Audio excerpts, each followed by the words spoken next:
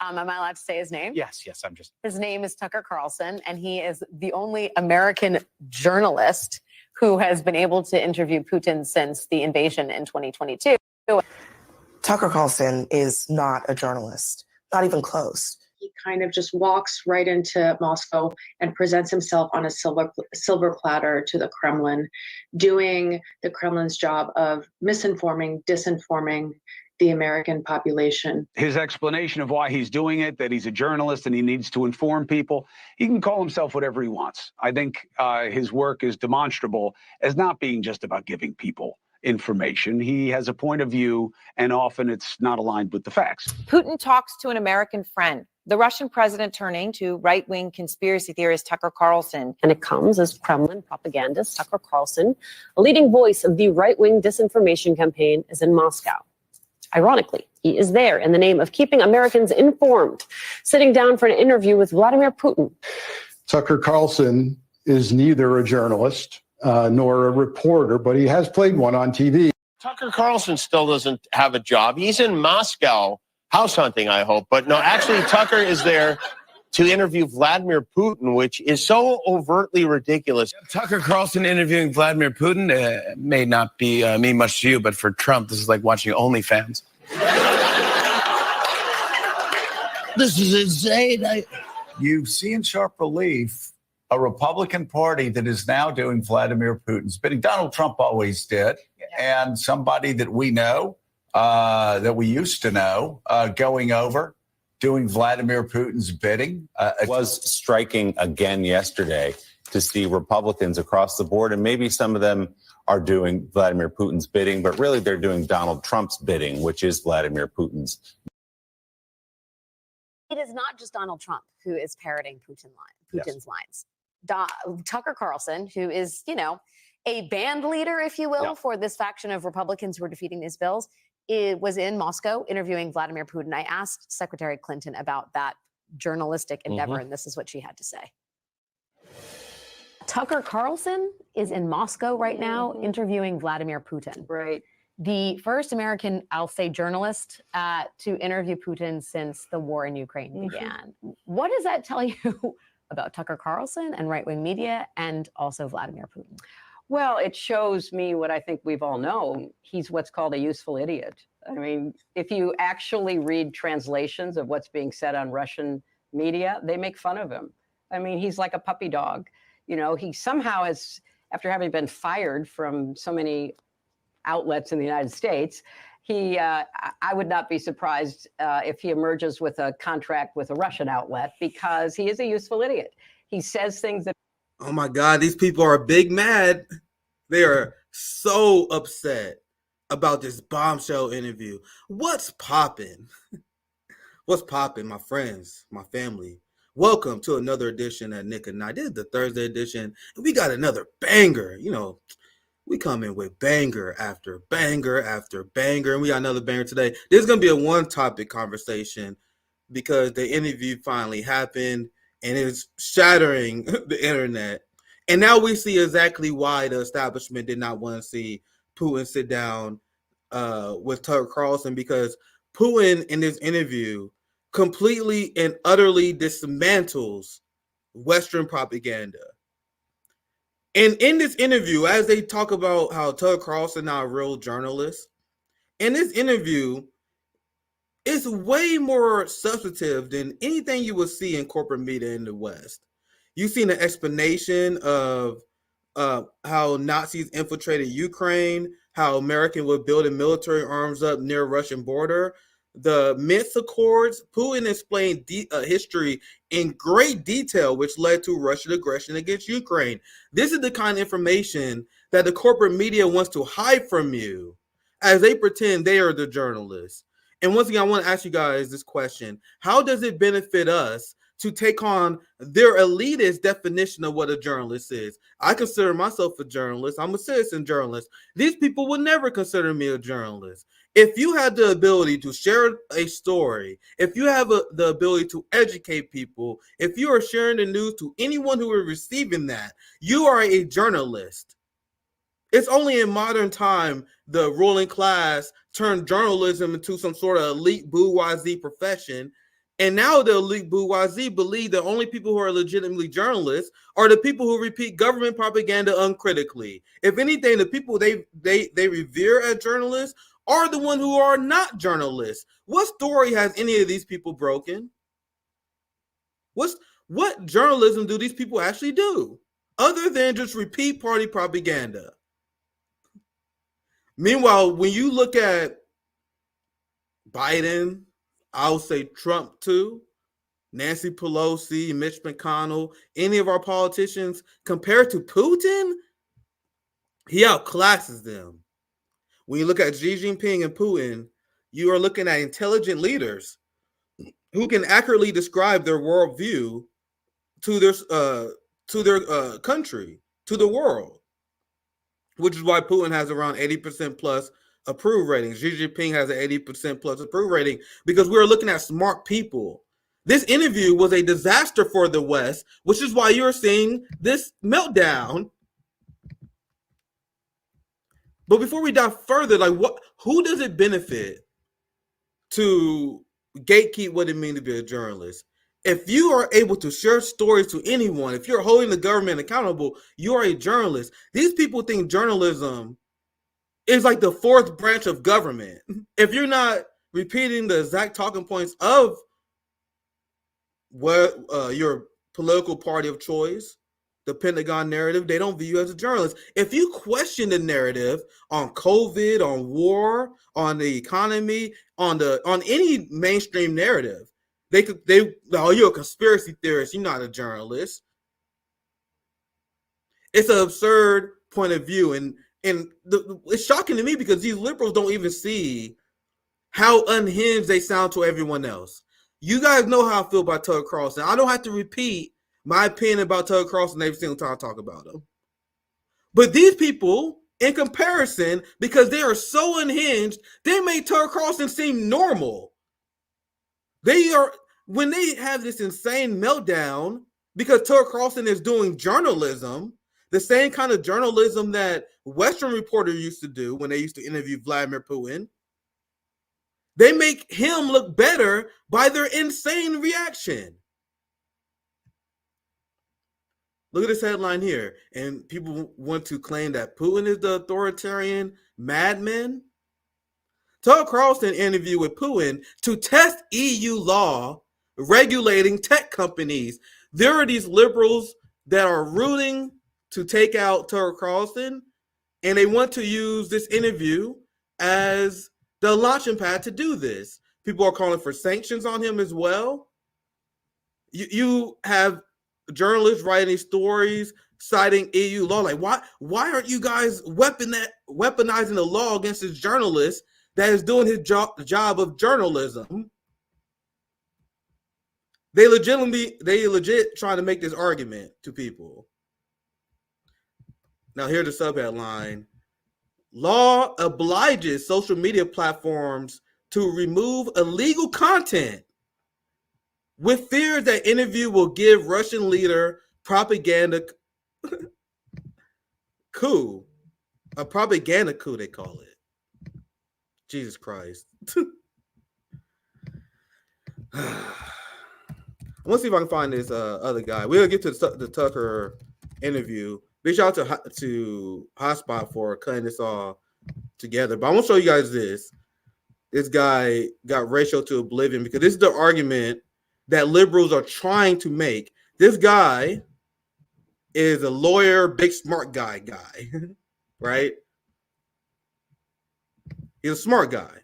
So listen to the arguments he tried to make the argument that Tucker Carlson should be prosecuted for interviewing Vladimir Putin. Listen to this. Tucker Carlson is interviewing Vladimir Putin today, and many people believe it's going to go horribly wrong for Tucker. My first question was, is it even legal for a U.S. reporter to go over to a country that we're basically at war with? What do you mean basically at war with? I remember when you even mentioned the fact that we are engaging in a proxy war with Russia, they will call you a Putin apologist. And now they outright admitting that we're basically at war with Russia. This person thinks he's a smart person, but he's trying to quote law using arguments that go essentially as he's basically interviewing Putin as we at war with him. I'll let it continue. What do you mean we basically at war with Russia so he can't interview him?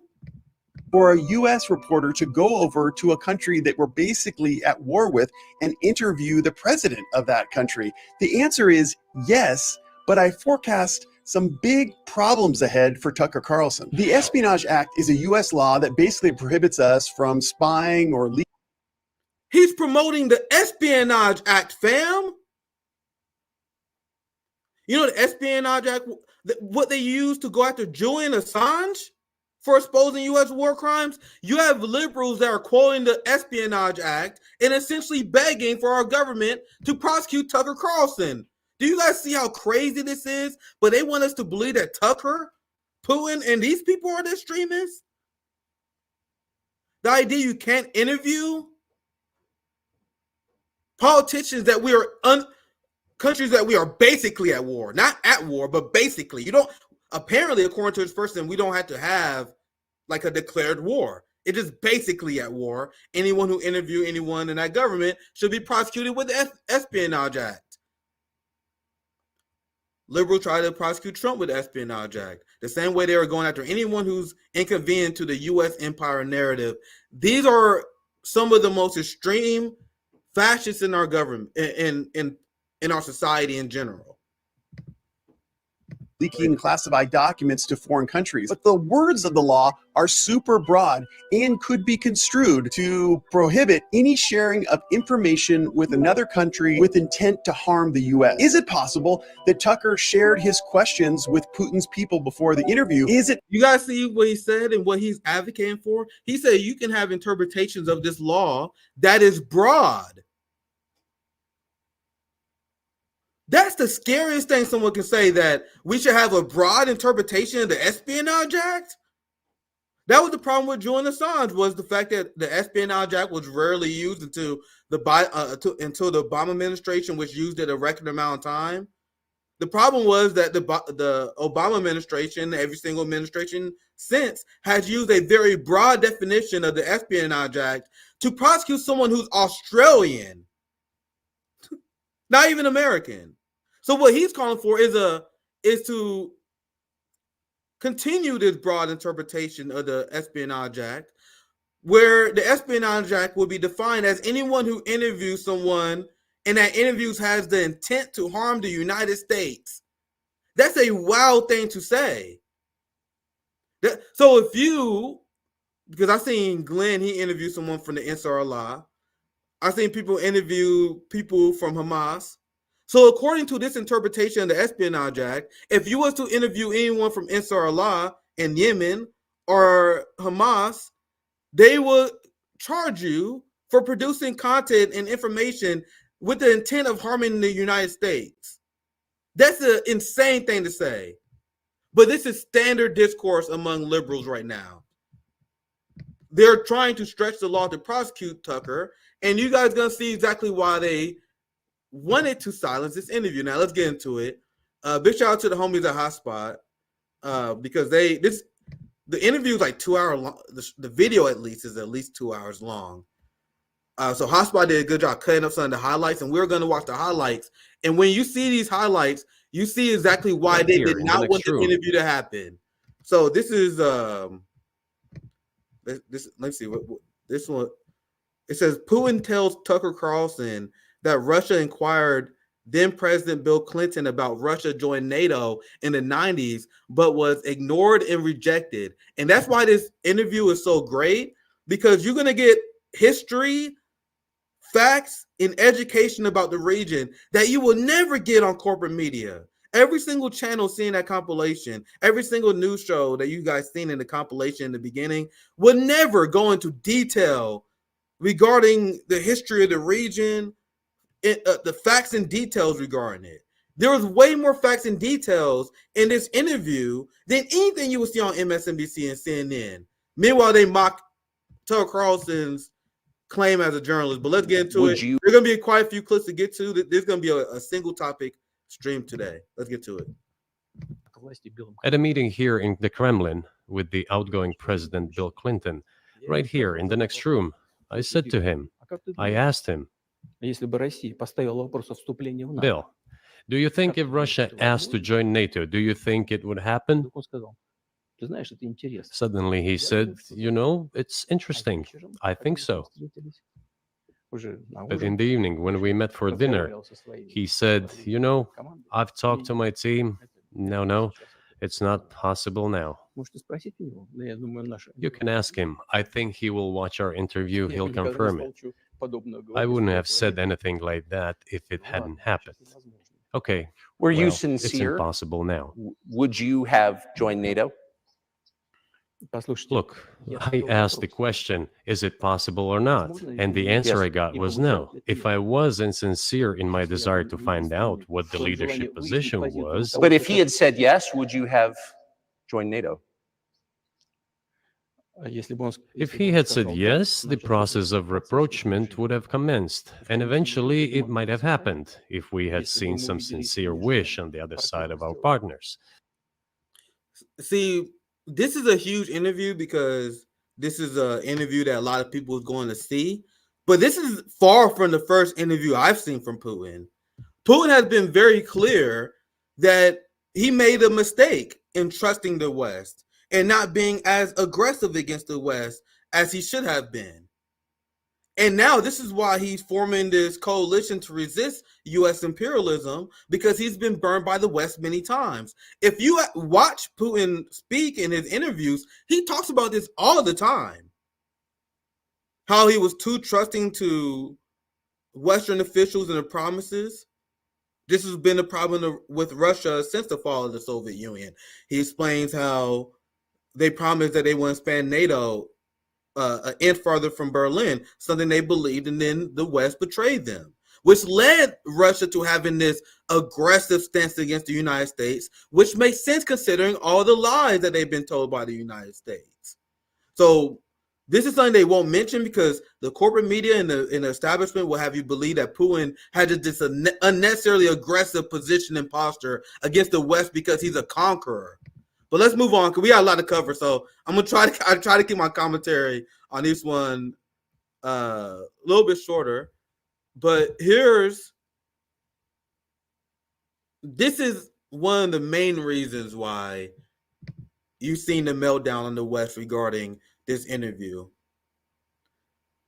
Because apparently no one in the West is interested in the Nord Stream pipeline. I have a hotspot video coming out here very soon, where Sweden did an investigation, what they called a very extensive investigation into the Nord Stream pipeline bombing. And they know exactly who did it. But guess what? They're not going to tell you. They say they can't tell you because they don't have the jurisdiction to go after the state actor that they know did the Nord Stream pipeline bombing. Why wouldn't they tell us? Do you guys truly believe that if Vladimir Putin did bomb the Nord Stream pipeline, that Sweden wouldn't tell us? Everyone in the world know who blew up the Nord Stream pipeline, as exposed by Seymour Hersh. You know, the person who exposed Abu Ghraib, the same person who exposed the My Lai massacre. This person exposed the Nord Stream pipeline bombing, and every single person in Western media ignored it. The people who didn't ignore it pretend that Seymour Hersh, one of the most legendary reporters and most respected reporters of our time, is just some blogger. They were like, oh, some blogger.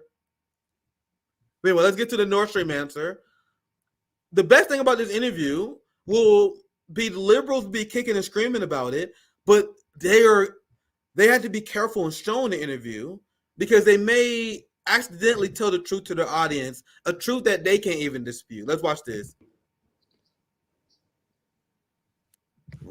You for sure. I was busy that day. If you guys see, he said Tucker asked Putin who blew up Nord Stream. He said you did. Nate, do you have? I did not blow up Nord Stream. Thank you, though. You personally may have an alibi, but the CIA has no such alibi. Do you have evidence? Everyone knows that the United States did this. You even had Ukraine officials that was thanking the United States for doing what they did and blowing the Nord Stream pipeline. Germany was handed the information by Sweden, and they're not doing anything. Do you guys know after the Nord Stream pipeline bombing, sanctioned the United States was trending in Germany. Sanctioned the United States was trending in Germany because everyone in Germany knew who did it. Meanwhile, the West had to play dumb. There's so many gems and nuggets in this interview. And this is why Putin is so based, because in this interview, Putin called out Tucker quite a few times. One of the most important parts, we're going to get to this here very soon, is how Putin calls out Tucker for his bullshit regarding China. Now, a lot of right-wingers, especially since this interview is launching, have been praising Putin. They said, this is what we need in the United States. They love Putin. But at the same time, these right-wingers hate China, and they are having a hard time reconciling their newfound love with Putin with their hatred of China, because Putin viewed China as an ally. He viewed Putin, they have a no-limits partnership between Russia and China. But as I explained many times before, Tucker Carlson, he may be anti-war, but he's not anti-imperialist. He's root for the U.S. empire. He criticizes U.S. foreign policy because he believes that there are ineffective ways of growing the empire. But he 100% want to fight any country that threatens U.S. influence. He has been very open about it. So the right wing is about to go through some things, my friends, because now they got to reconcile their love with Putin with their hatred of China, when Putin loves and respects China, and they view China as a very important part of resisting U.S. influence. So this is, I'll play the clip. I'll let you guys, and I'll break out afterwards. Why you think that happened, except to say that the West fears a strong Russia, but we have a strong China the West does not seem very afraid of. What about Russia, do you think, convinced policymakers they had to take it down? So Tucker says one of the dumbest things you can possibly say. And this is why I'm not a fan of Tucker Carlson, because he's been doing this thing where he demonized China. He also does this thing where he pretends the Democratic Party are secret agents of China. Even though Biden has been extremely hawkish on China, he engaged in financial and economic war policies that even the Trump administration didn't engage in. You had Biden sending weapons to Taiwan, separatist movements. You had Biden sending nuclear submarines to Australia and Japan in order to antagonize China. The Biden administration has been extremely anti-China. Meanwhile, Tucker Carlson pretends Democrats are pro-China. I'm gonna ask you guys this question: why does Tucker Carlson do this? I know this all the time. I notice this all the time where Tucker pretends Democrats pro-China when they are filled with anti-China hawks like Nancy Pelosi. So Tucker asked Putin this question, and Putin is going to dismantle him for it, because Tucker says, for some reason, people are afraid of a strong Russia, but they're not afraid of a strong China, implying that there's an agent, a part of our bourgeoisie that is pro-China. This is the lazy analysis that I view. This is why I don't take Tucker seriously. I can give him props when you do decent journalism like this, but I share my opinions on Tucker. He's here to confuse people. But watch Putin swat down this point that the United States don't want a strong China. Strong China the West does not. You've never explained why you think that happened, except to say that the West fears a strong Russia, but we have a strong China the West does not seem very afraid of. What about Russia, do you think, convinced policymakers they had to take it down? The West is afraid of strong China more than it fears a strong Russia, because Russia has 150 million people and China has 1.5 billion population, and its economy is growing by leaps and bounds, or 5% a year. It used to be even more. But that's enough for China. As Bismarck once put it, potentials are the most important. China's potential is enormous. It is the biggest economy in the world today in terms of purchasing power parity and the size of the economy. It has already... Bro, look, he's blowing Tucker's mind right now because Tucker's narrative has been that China is this crazy authoritarian country that is failing their people. One of the reasons why I could never take them seriously. And here's Putin explaining to Tucker, like, bro, China is killing the fucking game right now. And the United States is afraid of them because of their population and their projections of growth. But I'll let it continue. Because look at his face. Putin is schooling Tucker on China right now. In the world today, in terms of purchasing power parity and the size of the economy. It has already overtaken the United States quite a long time ago, and it is growing at a rapid clip. Let's not talk about who is afraid of whom. Let's not reason in such terms. And let's get into the fact that after 1991, when Russia expected that it would be welcomed into the brotherly family of civilized nations, nothing like this happened. You tricked us. I don't mean you personally when I say you. Of course, I'm talking about the United States. The promise was that NATO would not expand eastward, but it happened 5 times. There were 5 waves of expansion. We tolerated all that. We were trying to persuade them. We were saying, please don't. We are as bourgeois now as you are. We are a market economy and there is no communist party power. Let's negotiate. This is, oh my God, that's such an important point, fam. So Putin is an anti-communist. And he explained many times in an interview he felt betrayed by the West because Russia was like, hey, yo, we are capitalists now. I thought you guys hated us when we were the Soviet Union, when we was a communist power. Then Putin saw aggressive United States despite the fact that they changed their ideology. So after they changed their ideology, the United States still hated Russia. So then Putin came to the conclusion, and he said this many times before, he thought the United States and the West hated them because of ideology. Now he realized he hated them because they was Russian. They hated them because they wouldn't bow to them. They hated them because there was a strong country that would not bow completely to U.S. influence. What Putin says here is already bowing to a sense. You had the West that was constantly lying about treaties, constantly betraying the word, constantly being aggressive against Russia, but Russia kept trying. They kept trying over and over and over again. And then finally they said, fuck it, so they invaded Ukraine. And they had enough. They had enough. But this is not the only time Putin smacks them down on China. You had, this exposes Tucker so much.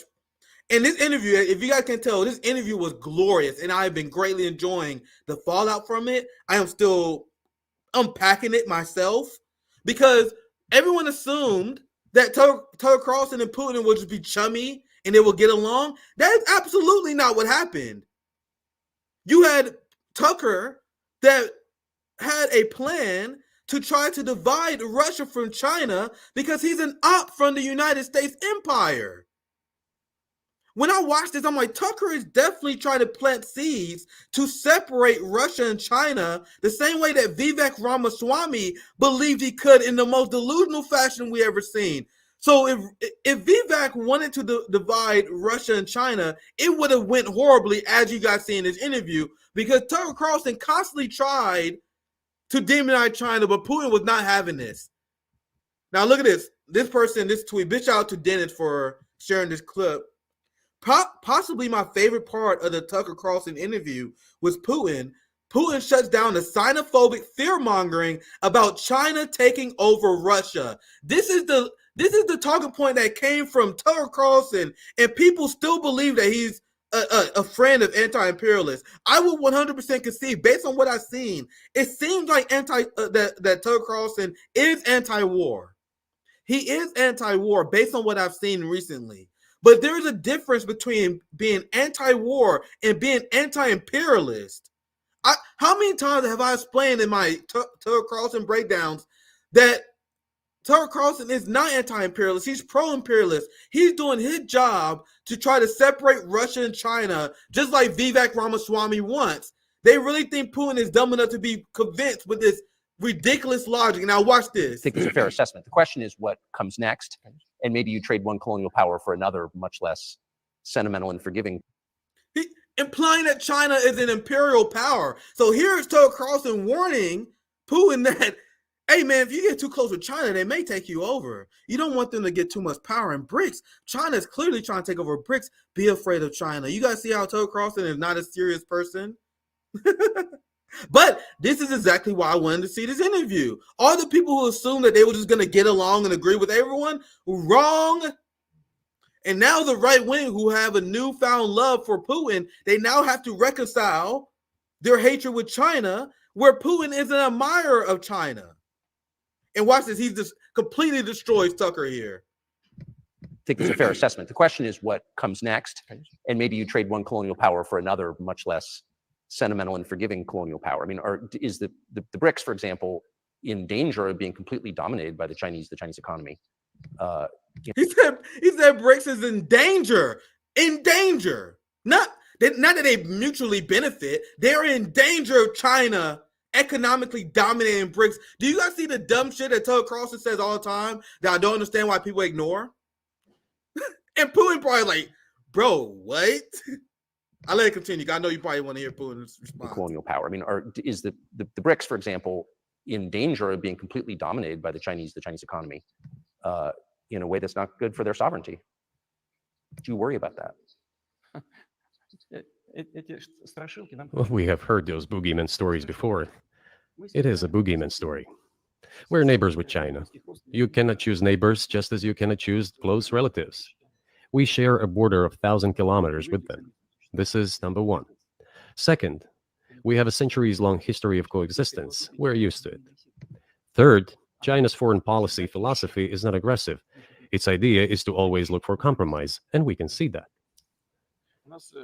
The next point is as follows.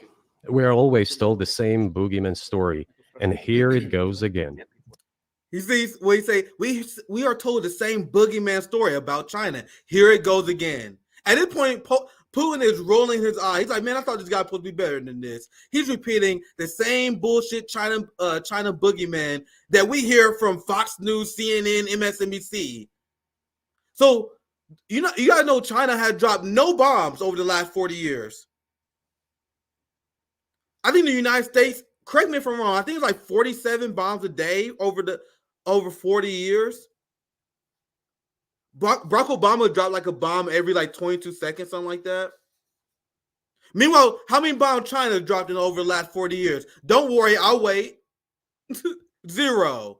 That's why Putin he sees this China fearmonger. He don't understand it because he said China has a history of coexistence and trying to find other solutions to other problems. How does the United States solve every problem? We about to bomb some more children. I'm sorry, we have no excuse but to bomb children. That's how the United States bomb. That's how they solve every single problem in this country. But they want us to be afraid of China? I'll let it continue because this is glorious. This is a long interview, but I am showing you guys what I view as the most impactful and informing parts of this interview from what I've seen in the clips I've seen on Twitter. And I think Tucker Carlson being smacked around on China is probably the biggest story out of this interview. That, along with Putin historical explanation about the Minsk Accord. I'm sure we have time for that. Excuse me, guys. I'm planning to try to get through all the clips. It's going to be a one-topic stream. I have no idea how long it's going to be. But I definitely want to get through some things. But this part right here, extremely important. Let's continue. China's foreign policy philosophy is not aggressive. Its idea is to always look for compromise. And we can see that. The next point is as follows. We are always told the same boogeyman story. And here it goes again, through an euphemistic form, but it is still the same boogeyman story. The cooperation with China keeps increasing. The pace at which China's cooperation with Europe is growing is higher and greater than that of the growth of Chinese-Russian cooperation. Ask Europeans, aren't they afraid? They might be, I don't know. But they are still trying to access China's market at all costs, especially now that they are facing economic problems. Chinese businesses are also exploring the European market. Do Chinese businesses have small presence in the United States? Yes, the political decisions are such that they are trying to limit their cooperation with China. It is to your own detriment, Mr. Tucker, that you are limiting cooperation with China. You are hurting yourself. You hear what he said? He's calling out Tucker Carlson and Vivek Ramaswamy and these fake right-wing populists directly to their face. Look at, and this is another thing that's devastating for the West, is throughout the course of this interview, not only do you see how smart Putin is, you see that Putin has a very good sense of humor as well throughout the course of the interview. He's very intelligent, has great humor, and he makes these very funny points. You got to see the facial expression he's used. This is why the Western media can't fuck with Putin. Putin dismantles these people easily, including Tucker Carlson.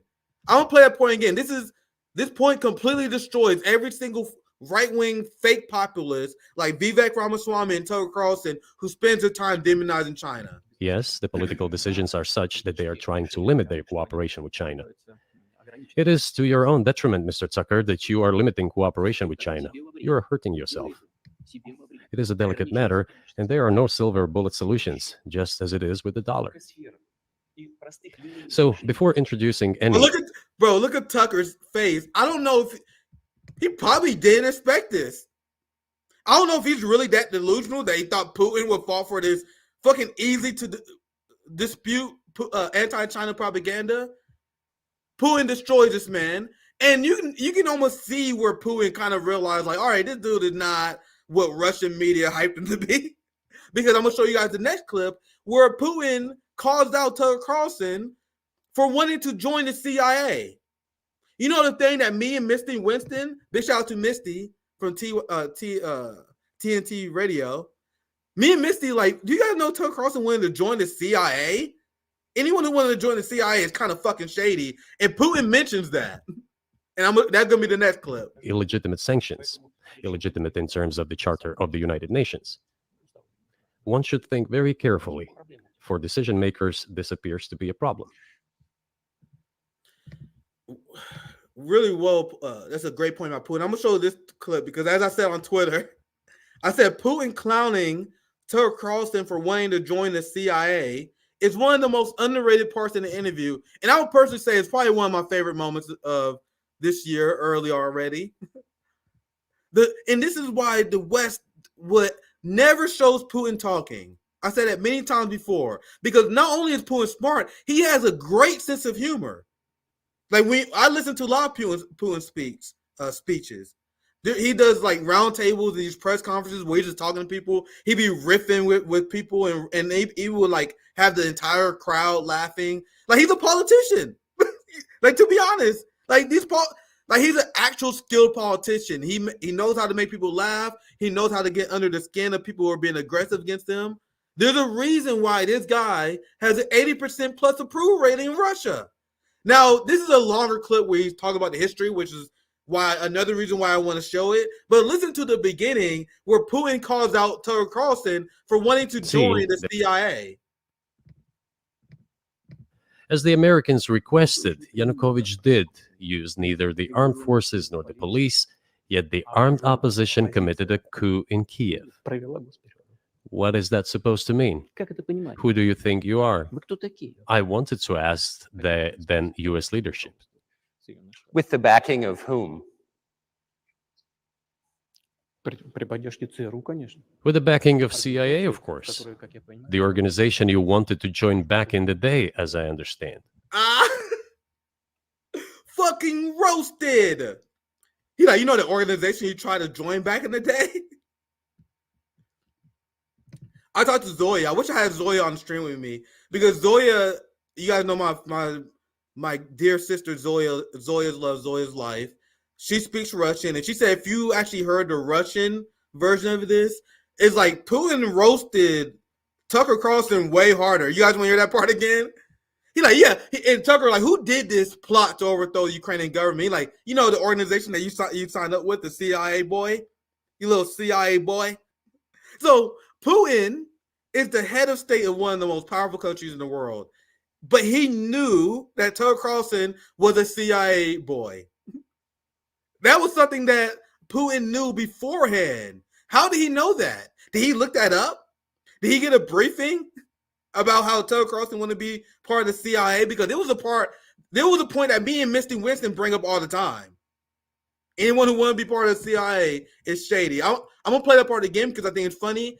And then they're going to get into the history of it, because this is the clip. And once again, big shout out to Hotspot. You guys should follow them. The actual clip is about how Putin explains the war in Ukraine is the result of what the CIA started in 2014. So I was watching this clip. I was watching what Hotspot's doing, because you guys know Hotspot's killing Hotspot is killing the goddamn game. Yeah, Zoya does, because Zoya told us, she told me that the Russian version is even spicier.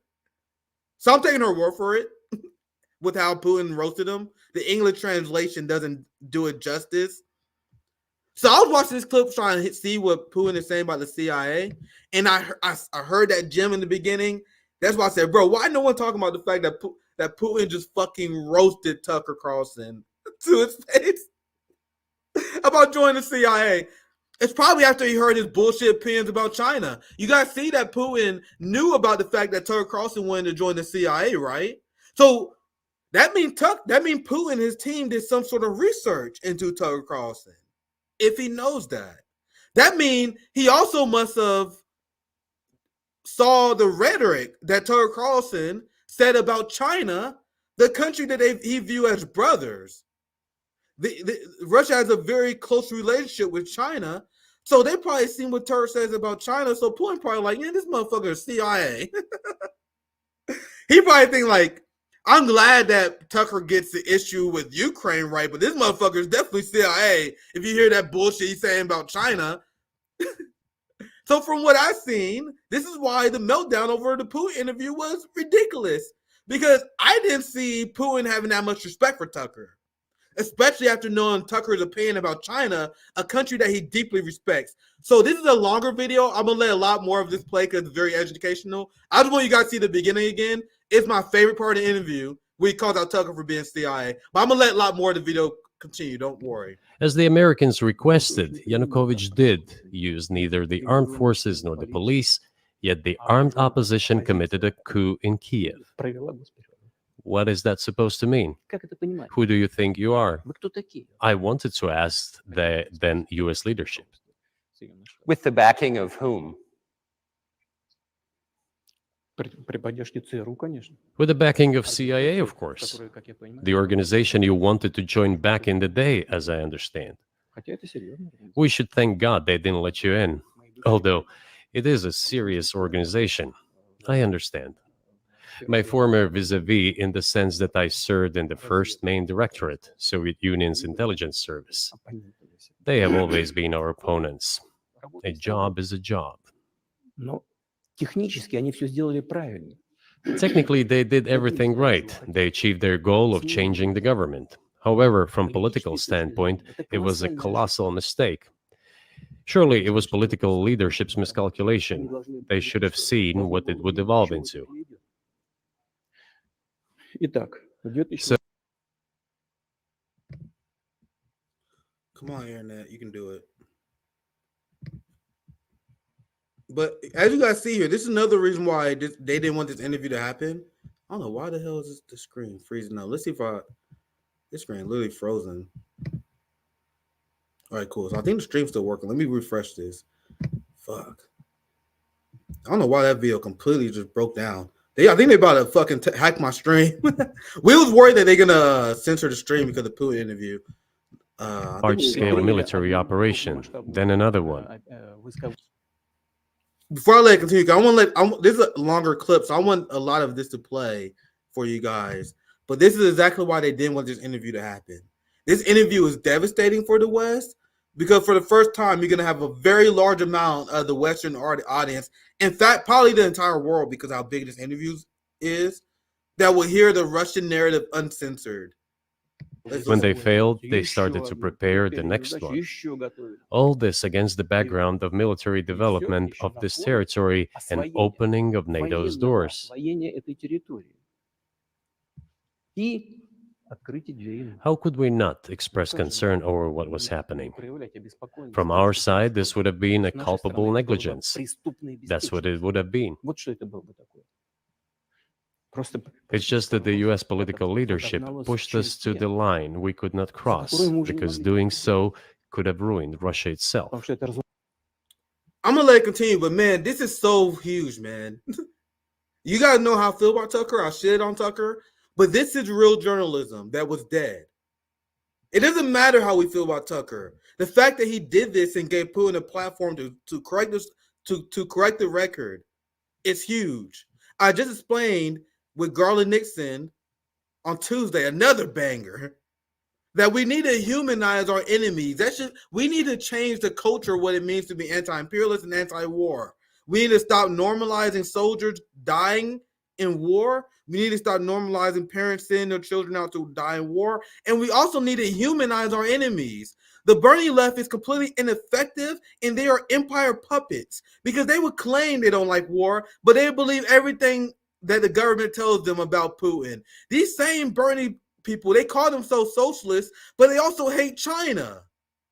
They believe every negative thing about China, these social democrats. They smear Venezuela. You have Bernie Sanders called Nicolas Maduro a tyrant for having the audacity of not allowing the United States to overthrow his government. Bernie Sanders called Nicolas Maduro a tyrant, and then they wonder why their anti-war pleas falls on deaf ears. It's very important for us to humanize our enemies. I am not asking you guys to like Putin. I am not asking you guys to like Xi Jinping, but we must humanize our enemies because it undercuts the war propaganda. When you have the progressives, when you have Bernie Sanders, when you have all these people condemning Hamas, telling people that Hamas is evil, that undercuts the message that we should have a ceasefire against these people. You guys know at RBN, we never condemn Hamas. I will never condemn a group of people fighting the most violent, genocidal, fascist regime that we've seen in modern history. I will never condemn people for fighting against fucking tyranny, ever. But if you are a part of the Bernie Sanders left that condemn Hamas, your argument about not going to war with them falls on deaf ears if you're out there telling people that they're evil terrorists. This is why the anti-war movement have been ineffective in America, because they'll say we don't want war, but then they believe that Saddam Hussein and all these people are evil. We need to humanize people, and we need to humanize our enemy and explain to people why they're doing what they're doing. The West does their best not to do that. It is commonplace for people to say that Putin wants to take over Ukraine. Democrats said we must fund a border bill that we call Trump racist for, because if we don't stop Putin in Ukraine, he then's going to go to Europe and take over Europe. It's one of the most insidious lies I ever heard in corporate media. Because Putin and the Russian government said many times before what this war is about. And he's going to explain in this interview but what denazification was, their ass was. They wanted a neutral Ukraine. They wanted Ukraine to recognize the independence of the Donbass region and many of these Eastern Ukrainian regions that wanted to leave the fascist regime in Ukraine that overthrew a democratically elected government. Russia didn't want to take over these countries. They wanted to give them a referendum to become independent, and they wanted to promise that Ukraine would become a NATO country. But on every single Western media channel, they will tell you that Russia is on the path to conquest. They do that because they purposely misrepresent the enemy so you will hate them. It's the same reason, it's the same way. They keep telling you that Hamas is an organization that hates Jewish people, even though Hamas leadership, including the Hamas chapter in 2017, said that their struggle has nothing to do with Jewish people. They say they do not hate Jewish people at all. They say they see the difference between Jewish people who oppose apartheid and the Israeli Zionist fascist state that is subjugating their people. Hamas makes that distinction so very clear. But meanwhile, in the West, they keep saying that Hamas hates Jews. You guys see how it's extremely important for them to control the narrative of what their enemies are saying? That's why it's very important for us to humanize our enemies. And that's why I get Tucker Carlson props for doing this interview, despite all the problems I have with him. But I'll let it continue because this is a great history lesson. I went on a long rant, so I'll shut the fuck up for a while. I'll let you guys watch the interview for a while. I'll go back a little bit. Besides, we could not. How could we not express concern over what was happening? From our side, this would have been a culpable negligence. That's what it would have been. It's just that the U.S. political leadership pushed us to the line we could not cross, because doing so could have ruined Russia itself. Besides, we could not leave our brothers in faith, in fact, a part of Russian people, in the face of this war machine. What was the but that was 8 years before the current conflict started. So what was the trigger for you? What was the moment where you decided you had to do this?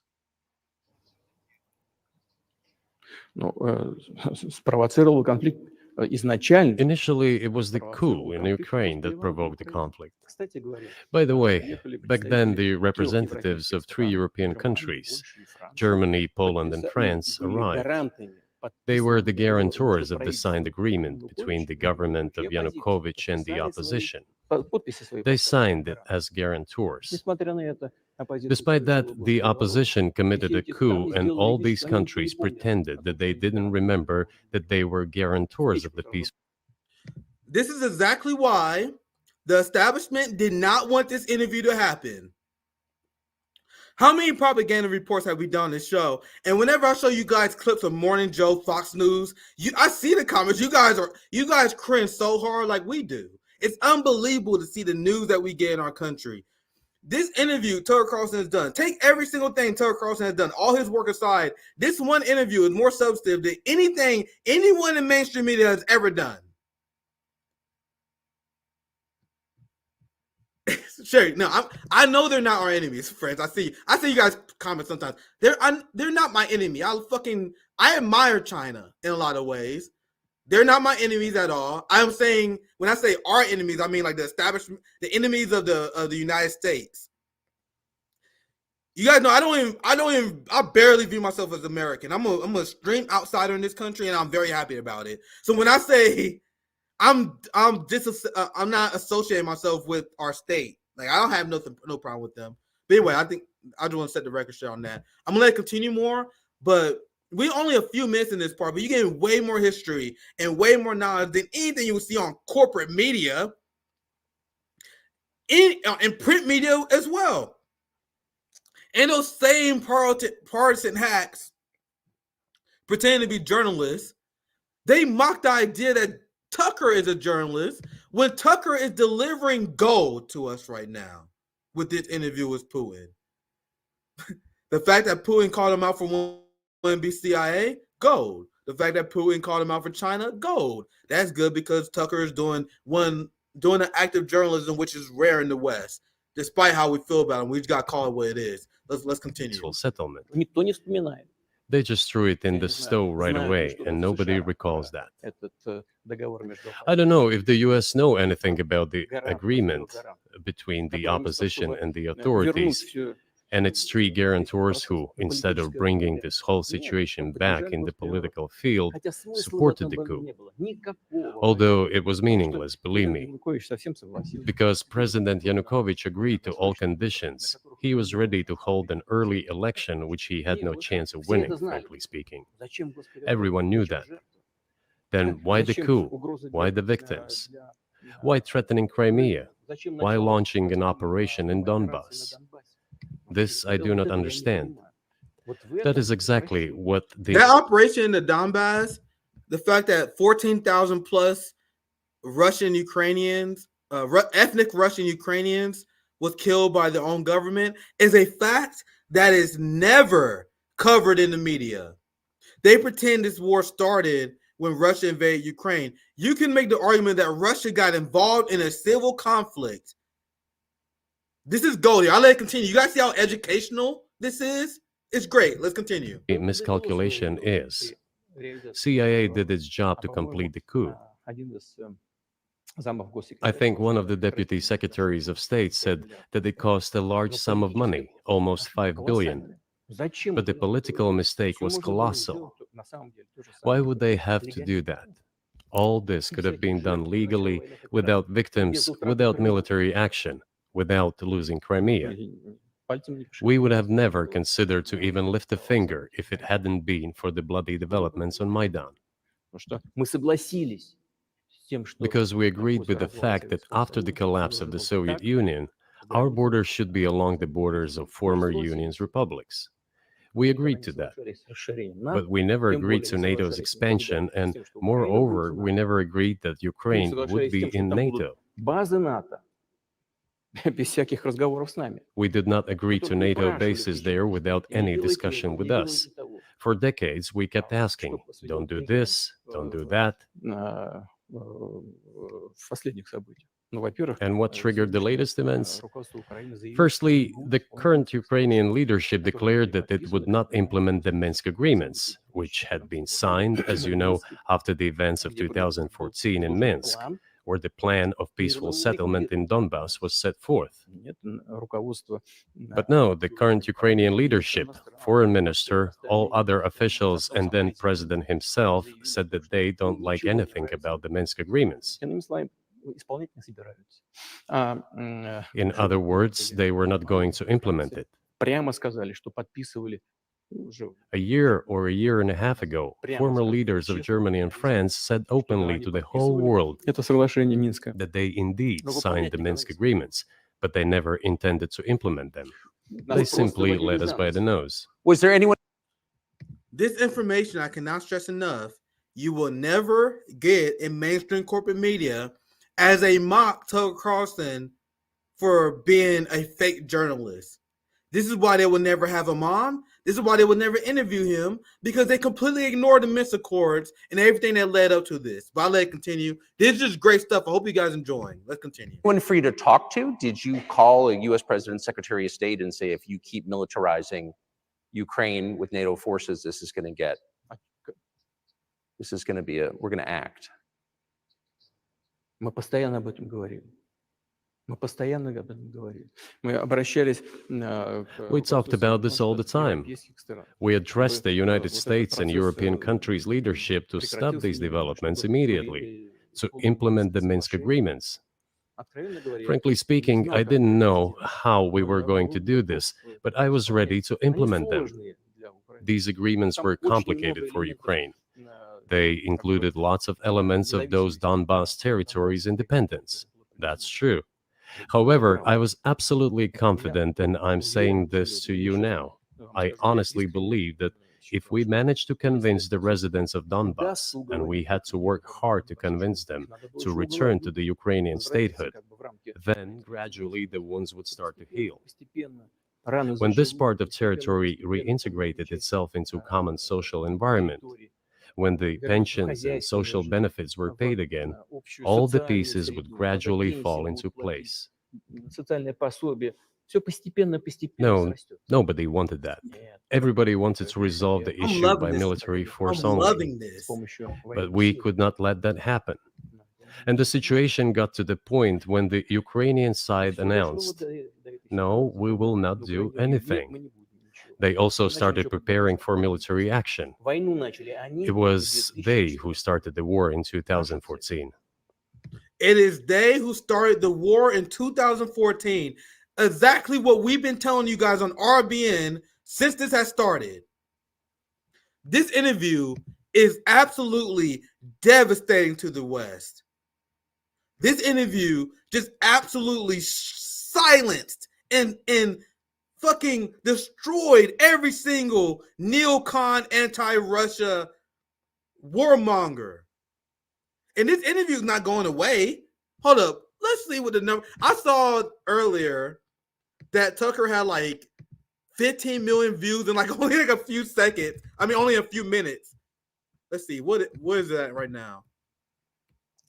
Oh, Jesus Christ. 38 million impressions on Twitter alone. Once again, not fucking YouTube and everything else. So this interview is going nowhere. In fact, as people listen to this, and as people like, bro, you got people gonna start sharing it. People in China gonna start sharing it. You're gonna have people in Ukraine probably gonna see it because their government fear-mongering over it. You're gonna have people in the global South gonna see it. You're gonna have people in Brazil see it. Everyone gonna see this shit. People in the UK gonna see it. All these people all the NATO leftists gonna see this. Everyone who was NATO left, their politics was destroyed and their credibility ruined over the last few years because they look like asses right now. I can't wait to, I'm still unpacking this interview with you guys. I can't wait to see the global ramifications of this.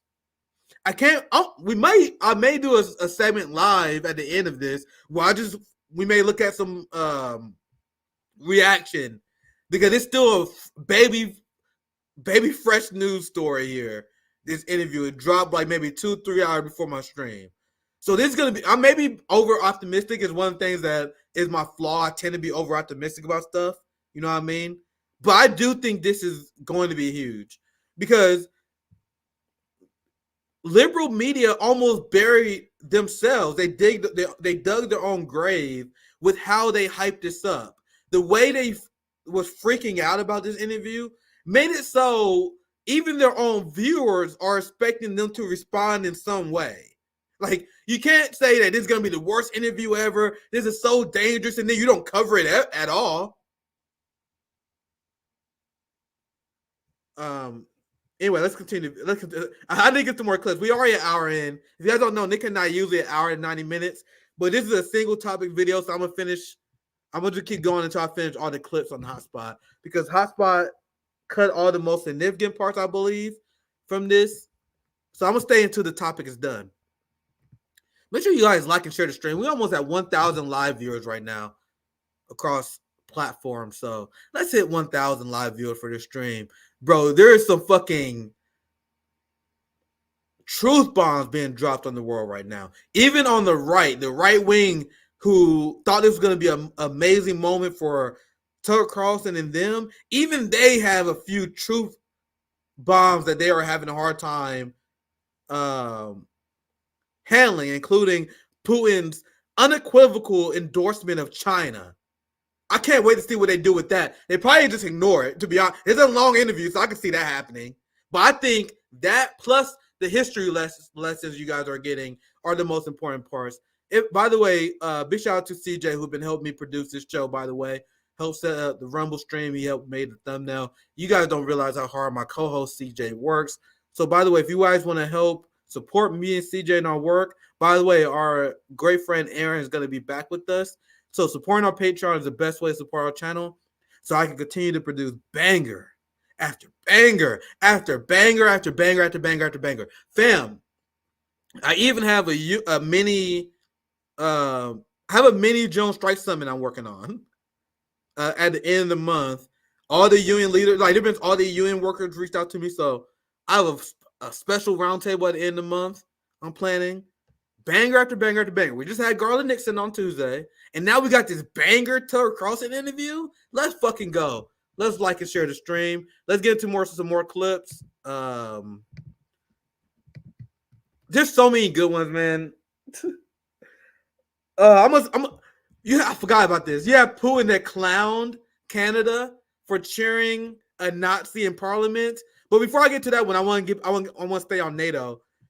But we watched the Putin Trudeau clip next. This clip is Putin tells Tucker Carlson that NATO is scaring their own population. I was just talking about this. This is why this interview is so important, because they've been lying about Russian intention from the beginning, and they do it every day in the most malicious way possible, saying that if we don't stop Russia and Ukraine, they're going to take over Europe. For one, think about this for 1 second. They said Russian military was degraded. They said Russia was embarrassed by Ukraine, and Russia was exposed as a weak and ineffective state.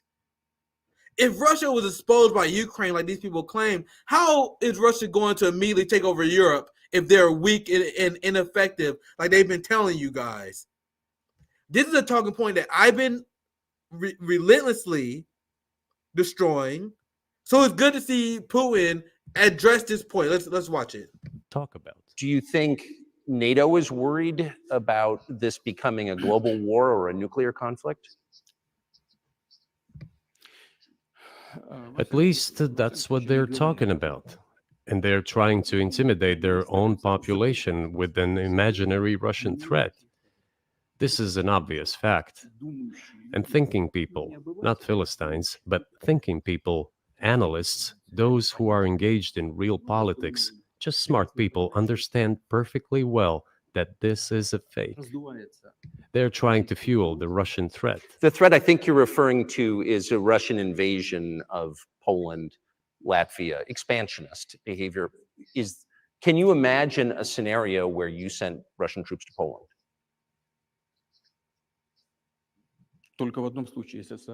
Only in one case, if Poland attacks Russia. Why? So we already knew this, fam, but isn't that a giant news story? Shouldn't we see that on the front page of New York Times and Washington Post? That should be on the front page of every single newspaper and that should be the segment of every corporate news channel that told you the exact opposite. He said the only way he will ever expand his war if they are attacked first. This is in direct contradiction to everything they've been telling us about Putin and Russia's intent. Like when you listen to Rachel Maddow and MSNBC, you guys have no idea how many of these segments I watch. I do Propaganda Report. We watch these streams together, but I watch way more in order to prepare those streams, fam. Like you have Rachel Maddow on every single MSNBC commentary say as a fact that Russia is about to take over the rest of Europe if they're not stopped in Ukraine. Now, in fact, actually, let me say it like this. It's not only in the MSNBC and corporate media. You have senators that say this. You have people in our government that says this. So that's even worse than corporate media. You just had Chuck Schumer, as we showed you on our show, that told people that we don't send more money to Ukraine and start Russia, they're going to take over Europe, and then we're going to send over United States troops to fight Russia in Europe. People have no idea. People had no idea how much our media in our country lies to us every day. Guys, I have apolitical people in my family who never care about politics, who like check me out every once in a while because like, what's this nigga Nick up to? This nigga Nick talking about politics. This nigga Nick don't know anything. What fucking Nick to talk about? So they watch my streams and then they hit me up later and like, bro, I can't believe this shit that Biden says. I can't believe this. My mom saw the hotspot I did when I was explaining how the West, the United States and the UK pulled the Ukrainian peace deal off the table. My mom had no idea. That was like the only time my mom ever called me after a stream like, wait, they pulled the peace deal in Ukraine? Never happened before. And that's what's going to happen with this interview. With this interview, for the first time, you're going to see people who are not subscribed to RBN, who are not subscribed to the Gray Zone, who do not follow Black Agenda Report, and all our friends who are hearing Putin talk about this war for the first time. I cannot emphasize how big this is for completely destroying the imperialist narrative. Let's find another clip here. Let's do Trudeau next. I need to get some drink. Oh shit! Actually, before this is we're gonna watch this one first because I want to keep it on NATO. Yeah. Let's watch these two clips first before we get to Trudeau because it stays on the topic of NATO. Once again, one of the most substantive interviews that you can find is happening right now between Tucker Carlson and Putin. Now, I have no idea how he got Putin to agree to stay with him so long. Let's see if I can find this other tweet before I get to this video. Yeah, this is what before I get to the video, this is what Aaron Mate said. Yeah, no, we friends with the Gray Zone here. And I still can't wait to see all the reactions from this. Here's Aaron Mate. The Putin-Tucker Carlson interview has extensive discussion on issues that the United States media across the spectrum has ignored and whitewashed. The United States building missile systems near Russia. These are all the things that Aaron Mate is listing here. The 2014 U.S.-backed Maidan coup, the U.S. blocking the Minsk Accords, the U.S.-UK blocking the April 2022 peace deal. So this is the point I was making earlier. I saw Aaron make this here. This interview is incredible. Not because it's the first time Putin has said this stuff. I told you guys, I've seen many Putin interviews. He says this stuff all the time. This interview is big because we're never going to see a Putin interview that is going to reach as many people as it's about to. Because this is just day one. This is the night of the release. This is going to spread, fam. Putin just dropped a Cat Williams on Tucker Carlson. You guys know how Cat Williams set the mood at the beginning of the year by calling out all the frauds in black comedy. That's what Putin did. Putin just pulled a Cat Williams today. It's incredible. Let's get back to the clips. I just want to share this tweet by Aaron, give him credit. You guys know we love the Gray Zone. They do great work. Here you go. I think I was here. So I want to we'll do the Canada segment here soon because it shows the sense of humor of Putin. Man, excuse me. Let's do this one first. Denazification.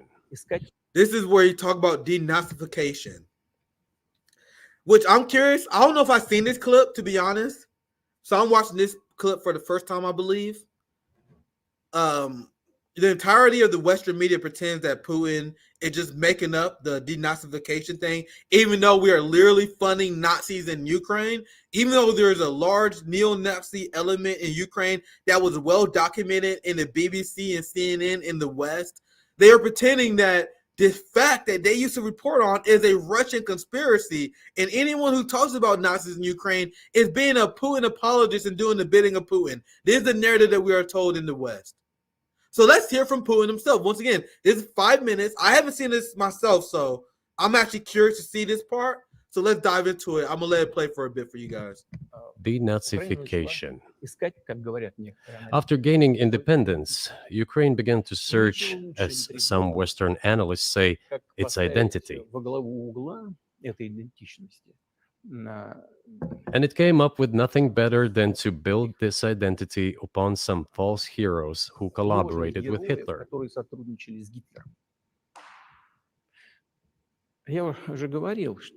I have already said that in the early 19th century, when the theorists of independence and sovereignty of Ukraine appeared, they assumed that an independent Ukraine should have very good relations with Russia. But due to the historical development, those territories were part of the Polish-Lithuanian Commonwealth, Poland, where Ukrainians were persecuted and treated quite brutally, as well as were subject to cruel behavior.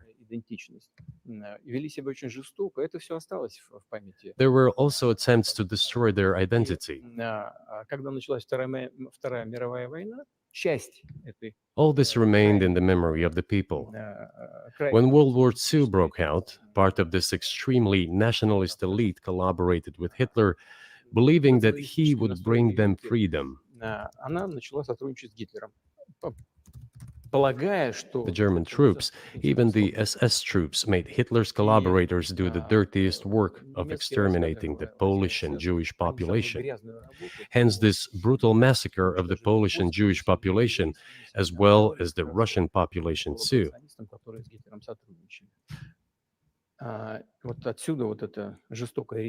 This was led by the persons who are well known, Bandera, Shukevich. It was those people who were made national heroes. That is the problem. And so, quick question, I'll let it continue because Putin is spitting. Do you guys think that President Biden, any Democrat or any Republican, can explain the history of Ukraine the way that Putin has done? Putin knows exactly why he engaged in military action. This is why the Russian people support it. This is why Russians support the military action. Because he's able to explain this stuff to people. He's able to explain history and concepts, stuff that we never do, stuff that we never expect from our leaders. Our leaders can't even give a press conference. We have fucking press secretaries because our ruling class is so broken brain, they can't take live questions. Meanwhile, here's Putin just educating the fuck out of the entire world right now, destroying the entire corporate media narrative. I cannot stress enough how big this is. I'll shut up and let it continue. And we are constantly told that nationalism and neo-Nazism exist in other countries as well. Yes, they are seedlings, but we uproot them, and other countries fight against them. But Ukraine is not the case. These people have been made into national heroes in Ukraine. Monuments to those people have been erected. Now, oh my God, I'm sorry, but that's such an important point, guys. Because you guys know how And this is what the NATO left would do all the time. They would say, oh man, they got Nazis in Ukraine, but don't they technically got Nazis in other countries too? Don't you know they got Nazis in Ukraine? They got Nazis in Russia as well. Don't you know white supremacists exist in Russia? Why are you cheering for Russia? It's because you literally have streets named after Stefan Bandera. You got holidays named after Nazis. You have government-sponsored Nazism in Ukraine. The point that Putin makes that is devastating to their narrative is that, yes, every single country has a racism problem. Of course, white supremacy will exist wherever white people are. But at least it's not systemic like you in Ukraine. Russians fought and defeated the Nazis. The Russian culture and the Russian people hate Nazis. It's why Nazis have to hide in Russia. Meanwhile, they got fucking marches and political demonstrations in Ukraine. They banned collective bargaining. You know, textbook Nazi shit. One of the first things the Nazis did in Germany was steal the right to collectively bargain. Guess what Ukraine did? You don't have the right to collectively bargain in Ukraine. Almost like something the Nazis have in common. It's systemic. That's the difference. It's systemic. A very important point. I'll let it continue. Putin is spitting, man. They are displayed on flags. Their names are shouted by crowds that walk with torches, as it was in Nazi Germany.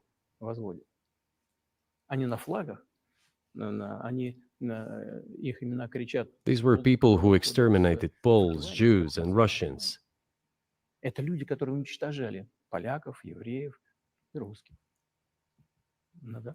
It is necessary to stop this practice and prevent the dissemination of this concept. I say that Ukrainians are part of the one Russian people. And honestly, he's going to talk about it later, when you see Canada give a standing applause to an SS soldier, a fucking Nazi, that's denazification. The West has been taken over by Nazis. We explained many times before, NATO incorporated Nazis into their ranks. The West incorporated Nazis into their rank. So Putin, what he's doing next to his border is denazifying his border. Because there is a giant Nazi problem in the West. But let's continue. Practice and prevent the dissemination of this concept. I say that Ukrainians are part of the one Russian people. They say, no, we are a separate people. Okay, fine. If they consider themselves a separate people, they have the right to do so, but not on the basis of Nazism, the Nazi ideology. Would you be satisfied? I'm sorry I keep stopping the guys, but god damn it, do you guys realize how such a devastating point? And that is exactly why they would never play Putin in Western media. Because I've seen so many of these segments, fam. Believe me, so many of these segments where Putin said he wanted to impose Russian national identity on the Ukrainians. But what Putin says here is, even though he prefers them to consider themselves Russian, like many in the East does, he's not going to impose it on them, and that's their choice. The only red line he draws is that you guys don't engage in Nazism, which is a longtime enemy of the Russians, because the Russians defeated the Nazis. This is a completely devastating point that the NATO left kept bringing up, that the entire Western fucking NATO establishment brought up. But I'll let it continue. This is a banger interview, fam. With the territory that you have now. I want to go back so you guys hear the question again. My bad. On the basis of Nazism, the Nazi ideology. Would you be satisfied with the territory that you have now? Закончим. Вы же задали вопрос по неонацизму и денацификации. I will finish answering the question. You just asked a question about neo-Nazism and denazification. Look, the president of Ukraine visited Canada. This story is well known, but being silenced in the Western countries. The Canadian Parliament introduced a man who, as the Speaker of the Parliament said, fought against the Russians during the World War II. Well, who fought against the Russians during the World War II? Hitler and his accomplices. It turned out that this man served in the SS troops. He personally killed Russians, Poles, and Jews.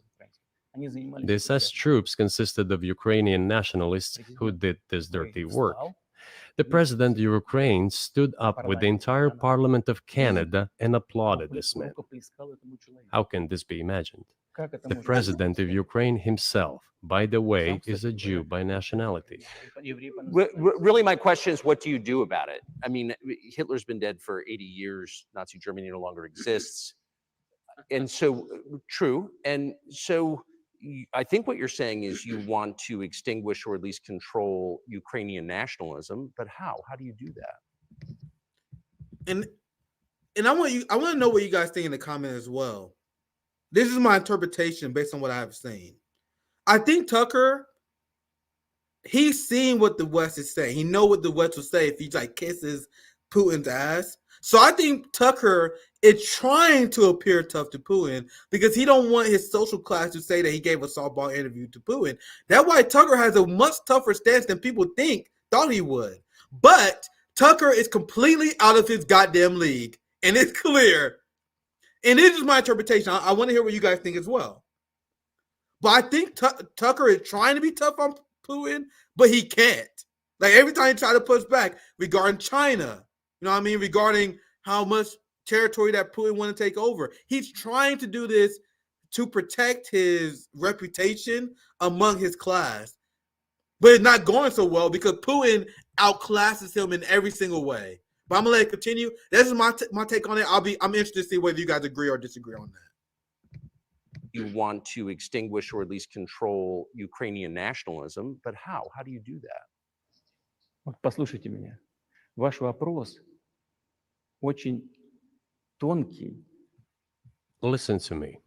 Your question is very subtle, and I can tell you what I think. Do not take offense. Of course. Он, казалось бы, тонкий, он очень противный, этот вопрос. This question appears to be subtle. It is quite pesky.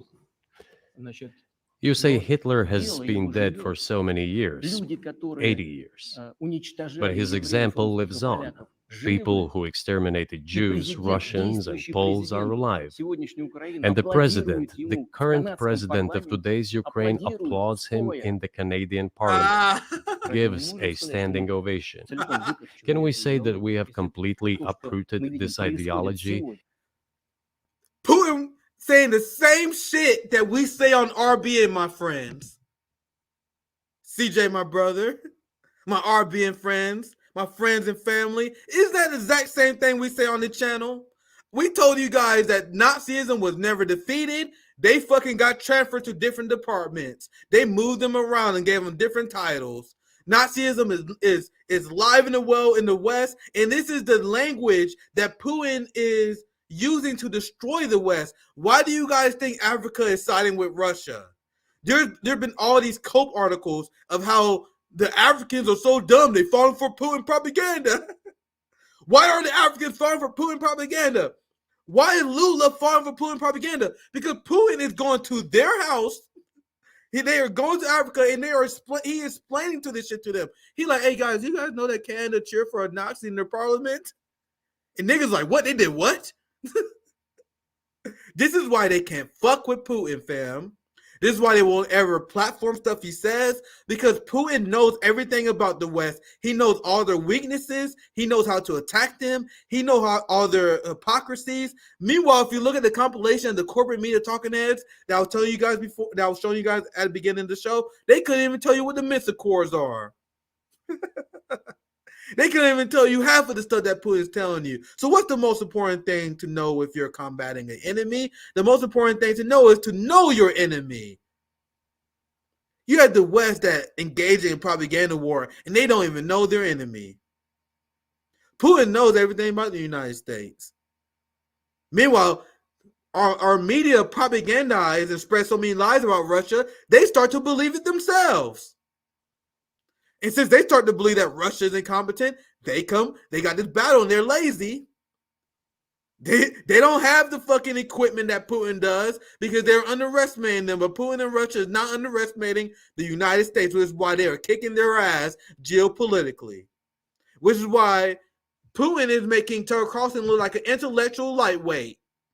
And this shit is glorious.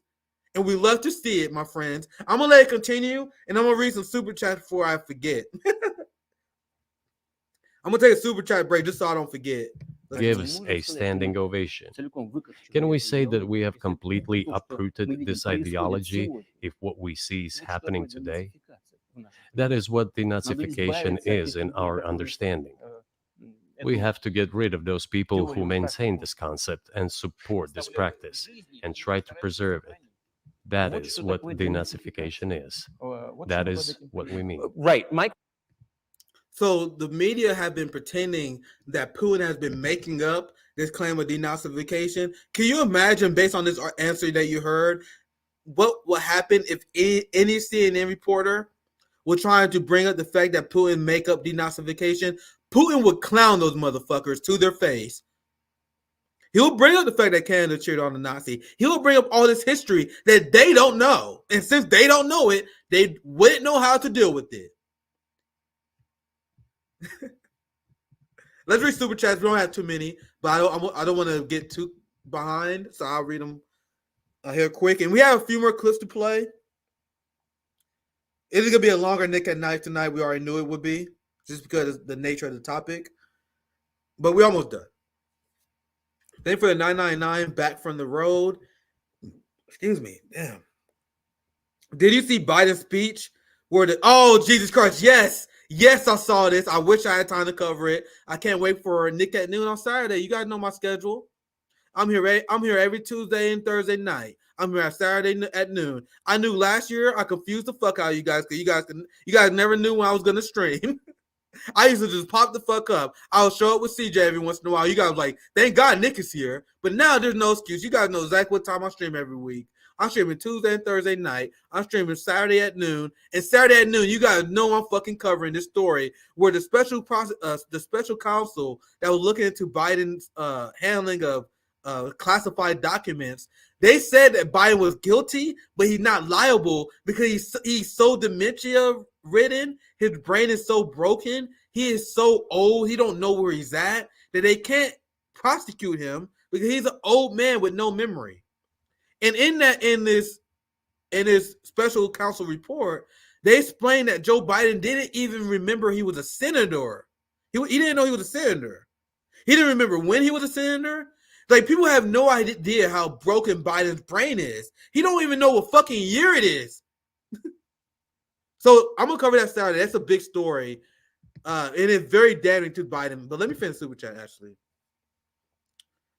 he mentioned his memory as a reason. Then he confused Mexico with Egypt. What a fucking bourgeoisie clown show. Wait till I cover the story at Nick at Noon, fam. He didn't even remember he was vice president. And so they ruled that they can't prosecute him because he had no memory of the crime that he committed. You know what I mean? That's what they do to people who are senile and dementia. You can't charge them with a crime that they can't even remember what the fuck happened. They concluded that Biden's brain is so broken, he don't know where the fuck he's at. And now liberals were pretending it's a victory, fam. They said Biden is exonerated. That was trending. They tried to control the narrative. They said Biden was exonerated from being charged with mishandling special documents, but they didn't mention that he wasn't charged because his mind is so broken. That's why. They said he was guilty of doing what he did. He just doesn't remember it. That's going to be a fun segment later, but let's move on. The bourgeoisie media have to make China look bad because ain't no Uncle Toms in China. Bro, they fucking killing billionaires, bro. They sent a billionaire to be executed. Now you guys know why Tucker Carlson hates China?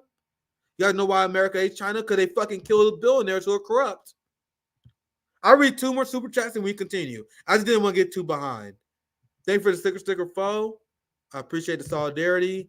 Nazi values are American values. You guys know how I love you guys, right? We got the most based audience possible. We are shadow banned. We are suppressed. But the people who find our being, there are some motherfuckers. That's for sure. Thanks for the $10, Kinky. Loving your analysis, Nick. I'm having a great time. This interview is a banger. Nick at Night is a banger. We just had Garland Nixon on Tuesday. Make sure you guys check that out. I have a Saul Rod that's supposed to be. She's coming back on Tuesday. She has a great article about the ICJ ruling. So banger after banger after banger at Nick at Night. Make sure you guys check the schedule. I tell you guys that because you guys know, you guys leave comments. You guys don't get notifications. Our channel is shadow banned on YouTube. We're heavily suppressed. So I am relying on you guys. Like, since we are shadow banned, since you're not going to get a notification, just know the schedule. I'm trying to be disciplined. I'm changing everything up just so to make up for that fact. So I'm going to be here Tuesday and Thursday. Oh yeah, Carl Zah, another banger. We had a union organizer on that was a banger. Every single Nick at Night, we got a guest that was banger after banger. Today I had to go solo because you guys see we had so much stuff to say. I couldn't bring on a guest. That shit would take way too much time. I had to break the shit down solo tonight. But you guys know our friend Nico Howe's gonna be back.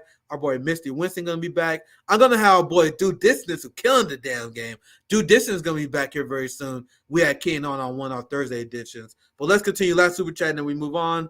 Putin is a real leader. Meanwhile, we got Trump and Biden in World War III. Cannot emphasize that enough. I'll read the last few super chats after we watch a few more clips. I don't think I can go longer than 2 minutes tonight, 2 hours tonight, but let's see. So this clip actually covered the standing ovation, I believe, because this is a shorter clip, so I'm going to skip this one. You guys see how I'll just read the description. I think we saw this one. Putin talks about Trudeau giving a standing ovation to the actual Waffen SS Nazi in the Canadian Parliament. The president of Ukraine visited Canada. The story is well known, but being silenced in Western countries. The president of Ukraine stood up with the entire Parliament of Canada and applauded this man. How can this be? So I was about to share you guys that clip, but I think it was included in the denazification comments as well. Let's few more clips. We've seen that one. Look, I think this one's important. Where this is another headline. If our media was serious, this is another headline because this directly destroys the argument that Putin was never serious about peace. We know now that Boris Johnson and Joe Biden is the reason why there's not peace in Ukraine. Once again, I'll share this to you guys because it's something I'm personally proud of. I love the fact that I blew my mom's mind with that fact because she's so apolitical. That's like the only time she ever reached out to me when she saw my hotspot video on that. She's like, what? I didn't know that. What? Anyway, that was funny. So here's Putin explaining this. This should be headlines everywhere. So I just want to make sure I'm not misunderstanding what you're saying. I don't think that I am. I think you're saying you want a negotiated settlement to what's happening in Ukraine.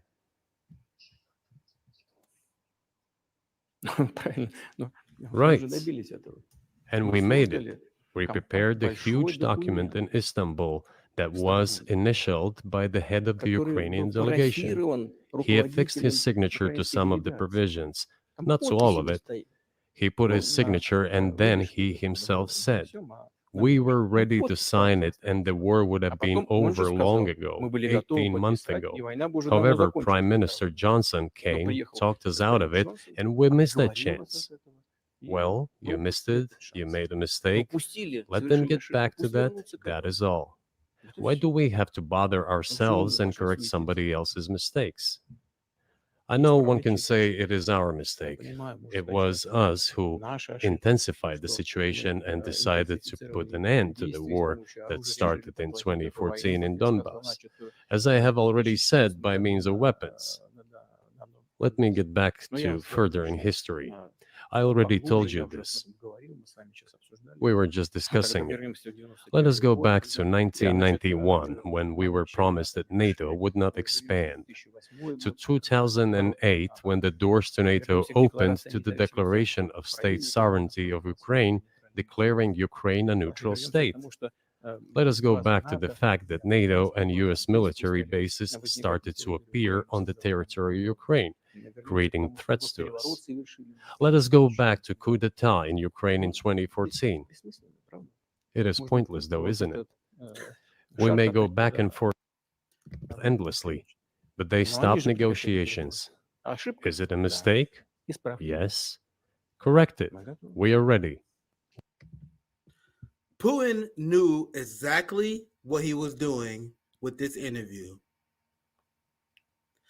Putin knows exactly the narratives that are being shared in the West because unlike the West, they know their enemy. So Putin came prepared like a motherfucker, and he just dismantled all of their talking points by bringing up history. This whole denial that Russia never wanted peace, he just dismantled it. And Putin used Tucker Carlson as a medium in which to tell the truth to the West. Tucker himself, the person, did not matter. But this was a time where Putin set the record straight. And I cannot wait till tomorrow. You guys know I'm going to be a corporate news junkie tomorrow. Finding segments for you guys on Saturday. Because for every one segment I show you guys, I watch 4, maybe. That's usually how the ratio goes. So Friday, I'm going to be off. I'm going to be completely marinating in the fallout of this glorious interview on Friday. And then I'm going to come on Saturday, Nick at noon on Saturday, and then we're going to have a great time laughing at the meltdown that's about to occur because of the backlash of this interview. I cannot wait to Saturday at noon. You guys got to check her. That's 1 p.m. Eastern, by the way, if you're new, because we covering the interview now. We're gonna cover the fallout from this, plus many more stories like the Biden special counsel story, which is a banger. So let's see what the clips we have. We are over 90 minutes already, so I'm going to play as many hotspot clips for you guys as possible because Hotspot, who I have great respect for, you guys know that they help edit my video, and I'm also just a big fan of their content. You guys know I wouldn't fuck with anyone who was like a sellout. This is Nico's house group as well. Nico's good. I fuck with Hotspot because I know they're the real fucking deal. You know what I mean? And I wouldn't just work with anyone. So I got a lot of respect for Hotspot. So they did a good job cutting the most relevant clips on this. So let's I'm gonna show you guys quite a few more. Did the Nord Stream pipeline? We already covered that.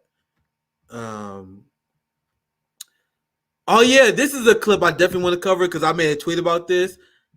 I think my tweet said something like, "This is exactly why people don't want anyone to listen to Putin." Because Putin calls out the United States for their sins all the time.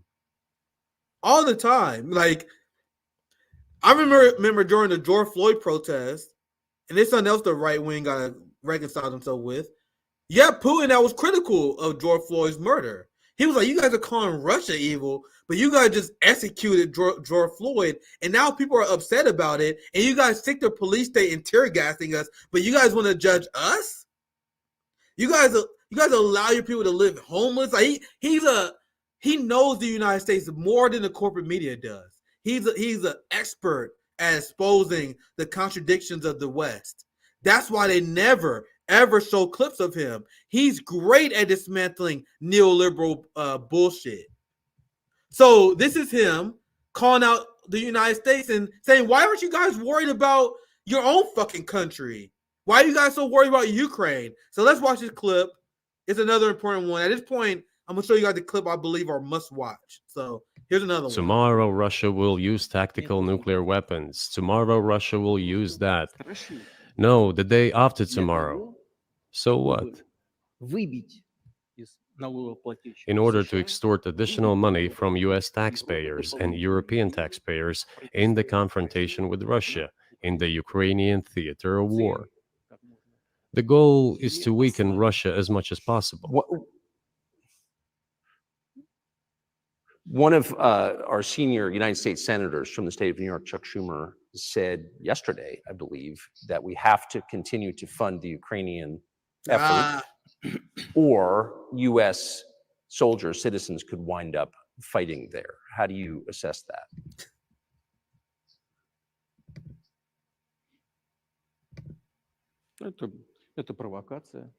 This is a provocation, and a cheap provocation at that. I do not understand why American soldiers should fight in Ukraine. There are mercenaries from the United States there. The bigger number of mercenaries comes from Poland, with mercenaries from the United States in second place and mercenaries from Georgia in third place. Well, if somebody has the desire to send regular troops, that would certainly bring humanity to the brink of very serious global conflict. This is obvious. Do the United States need this? What for? Thousands of miles away from your national territory. Don't you have anything better to do? You have issues on the border, issues with migration, issues with the national debt, more than $33 trillion. You have nothing better to do, so you should fight in Ukraine? Now you guys see why CNN, MSNBC, New York Times, Washington Post will never sit down with Putin and challenge him on this stuff. Can you imagine Putin dropping this truth bomb on CNN? They will cut that shit immediately. They might cut to commercial if it's live. If it's not live, they're not airing that part. Do you guys? This is why Putin is a threat to the West. This is the reason why Putin has a approval rating of 80% plus in Russia. This is the leader that the Russian people want to follow because he knows his shit. He knows the enemy he's fighting, and he knows the strategy to defeat them. With BRICS and with the global alliances that Russia is carving out with China, there are a giant threat to the West, which is why you saw that meltdown in the intro of this video. In the very intro of this video, I'll show you guys the meltdown, the reaction to this interview. And now that we're almost 2 hours in, and now that you guys seen all these clips, now do you guys see why they're upset? They wasn't upset because Putin was going to lie. Where's the lie that Putin has told thus far? What lie did he tell about the United States? Let me put it like this. What lie did he tell about the United States? Not a goddamn one. But they want us to believe that they didn't want the interview to happen because Putin's going to spread misinformation. No, Putin wasn't going to spread misinformation. Putin was going to say exactly this. Why are you guys so worried about funding Ukraine when you guys have all these crises in your country? That's a devastating message that would reach even the most shittiest of shit libs. You know what I mean? Obviously, the partisans going to close their ears. Obviously, the people who are bad faith not going to change. But even the shittiest of shit libs will see this, who are good faith. They will see this and they're like, God damn, this motherfucker got a point. Which is why it's fucking devastating to the West that this interview happened. Let's continue. Wouldn't it be better to negotiate with Russia, make an agreement, already understanding the situation that is developing today, realizing that Russia will fight for its interests to the end? And realizing this, actually return to common sense, start respecting our country and its interests, and look for certain solutions. It seems to me that this is much smarter and more rational. Let's get some more clips. We're running low on time, so I'm gonna just let's get some clips banging here. I'll read this comment I see on Venmo. I saw someone ask me, "Do we read Venmo comments?" I'm like, "Yeah." We don't get a ton of them, but thank you, Mario. He said Nick killed it with the Tucker Putin interview coverage tonight. Always great analysis. Big shout out to Mario. Thank you for the kind words. What I'm doing live right now, essentially what I'll be doing if I wasn't live anyway, I'll be watching this shit geeking out. You guys know I'm a fucking nerd at the end of the day. So that's why this Nick at Night is extremely long tonight, because this is what I'll be doing even if I wasn't live right now. I'll be fucking analyzing every bit of this fucking interview. I'm pretty obsessed nowadays with this kind of stuff. You know what I mean? Kind of obsessed. Did we see this one already? Putin on NATO expansionism. Just for the sake of time, I'll just read this part if you guys don't mind. I'll read this part and I'll go to the next clip. Here's what Putin said on NATO expansionism.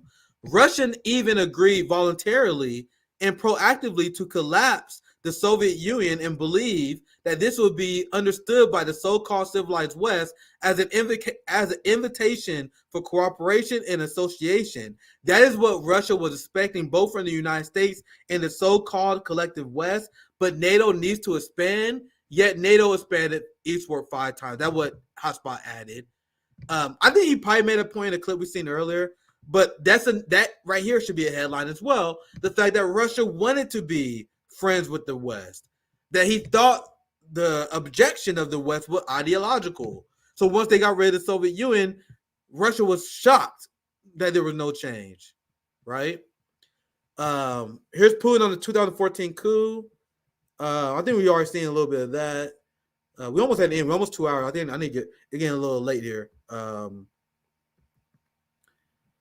This is where he's explaining how the CIA started the 2014 war. I think we've seen a bit of that. Let's see what else Hotspot posted. Putin explains what happened next after NATO set its eyes on Russia and opened the door for Ukraine in 2008. Let's watch So in 2008, the doors of NATO were opened for Ukraine. In 2014, there was a coup. They started persecuting those who did not accept the coup, and it was indeed a coup. They created a threat to Crimea, which we had to take under our protection. They launched the war in Donbass in 2014 with the use of aircraft and artillery against civilians. This is when it all started. There is a video of aircraft attacking Donetsk from above. They launched a large-scale military operation, then another one. When they failed, they started to prepare the next one. All this against the background of military development of this territory and opening of NATO's doors. How could we not express concern over what was so? Well, so I don't think we've seen that part, but I'm gonna.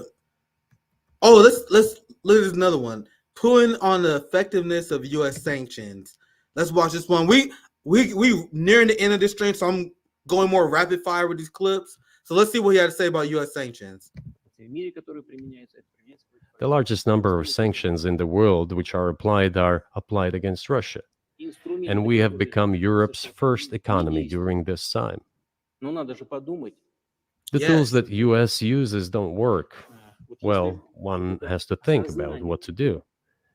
If this realization comes to the ruling elites, then yes, then the first person of the state will act in anticipation of what the voters and the people who make decisions at various levels expect from this person.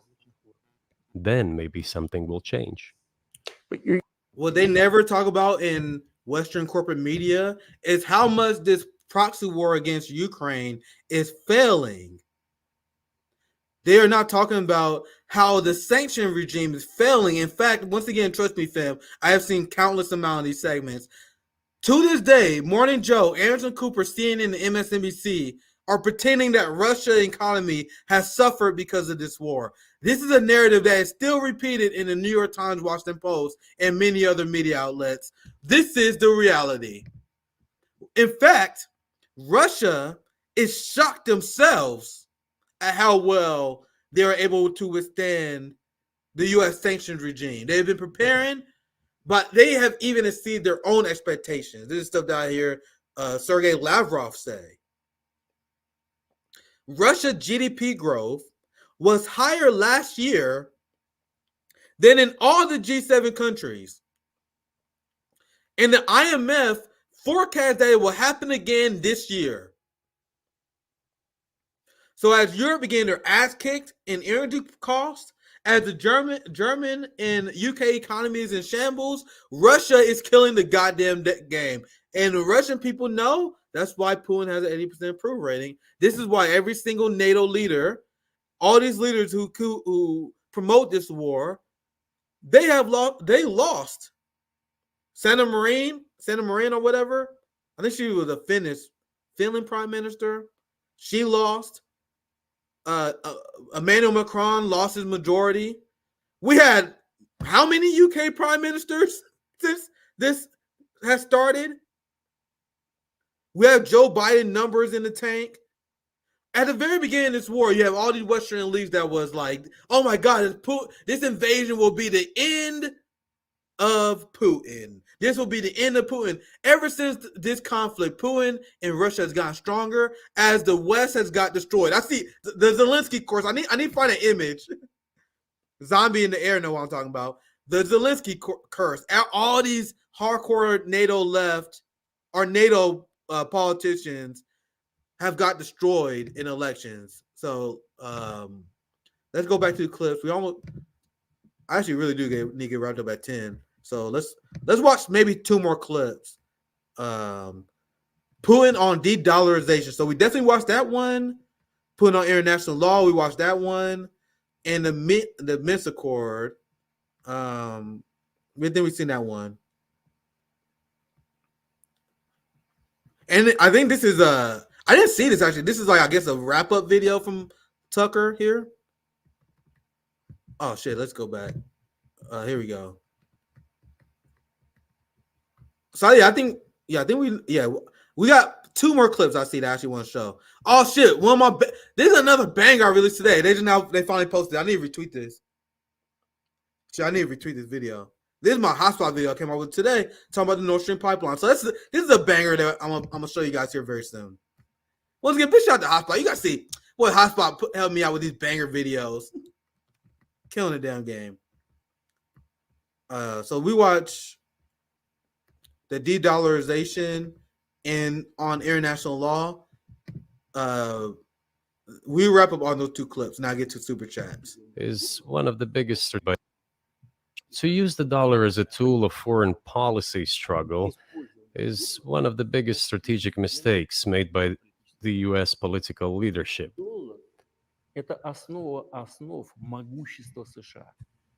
The dollar is the cornerstone of the United States power. I think everyone understands very well that no matter how many dollars are printed, they are quickly dispersed all over the world. 3%, примерно 3-4, что ли. Вот, приемлемо для США абсолютно. Inflation in the United States is minimal. It's about 3 or 3.4%, which is, I think, totally acceptable for the US. But they won't stop printing. What does the debt of $33 trillion tell us about? It is about the emission. Как только политическое руководство приняло решение использовать доллар в качестве инструмента политической борьбы. Nevertheless, it is the main weapon used by the United States to preserve its power across the world. As soon as the political leadership decided to use the US dollar as a tool of political struggle, a blow was dealt to this American power. I would not like to use any strong language, but it is a stupid thing to do and a grave mistake.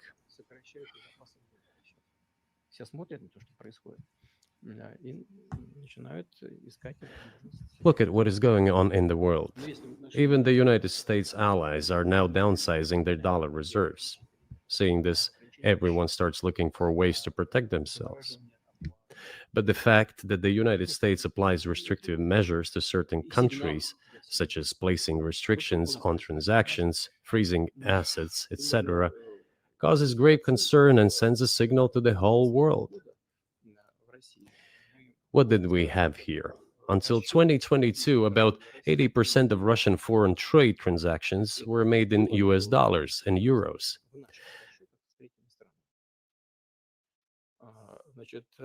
US dollars accounted for approximately 50% of our transactions with third countries, while currently it is down to 13%.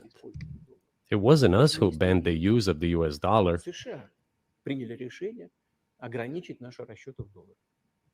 We had no such intention. It was decision of the United States to restrict our transactions in US dollars.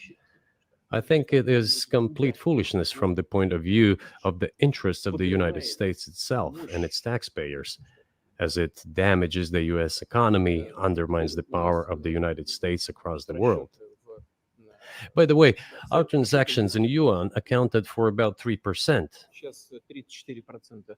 Today, 34% of our transactions are made in rubles and about as much, a little over 34% in yuan. Why did the United States do this? My only guess is self-conceit. They probably thought it would lead to full collapse, but nothing collapsed. Moreover, other countries, including oil producers, are thinking of and already accepting payments for oil in yuan. Do you even realize what is going on or not? Does anyone in the United States realize this? Dude, you gotta know the people in Putin in Russia is laughing at these morons in the Biden administration and the Pentagon. Like, he used to go up against competent neocons. You know what I mean? The Henry Kissingers, the Dick Cheneys, the truly evil motherfuckers who know what they're doing. Putin sees this new era of U.S. warmongers, and he's like, these motherfuckers have no idea what they're doing. They just fucking destroyed the European economy. They made long-term mistakes in terms of weaponizing the U.S. dollar, which of course will have long-term ramifications, like we were seeing the rise of BRICS.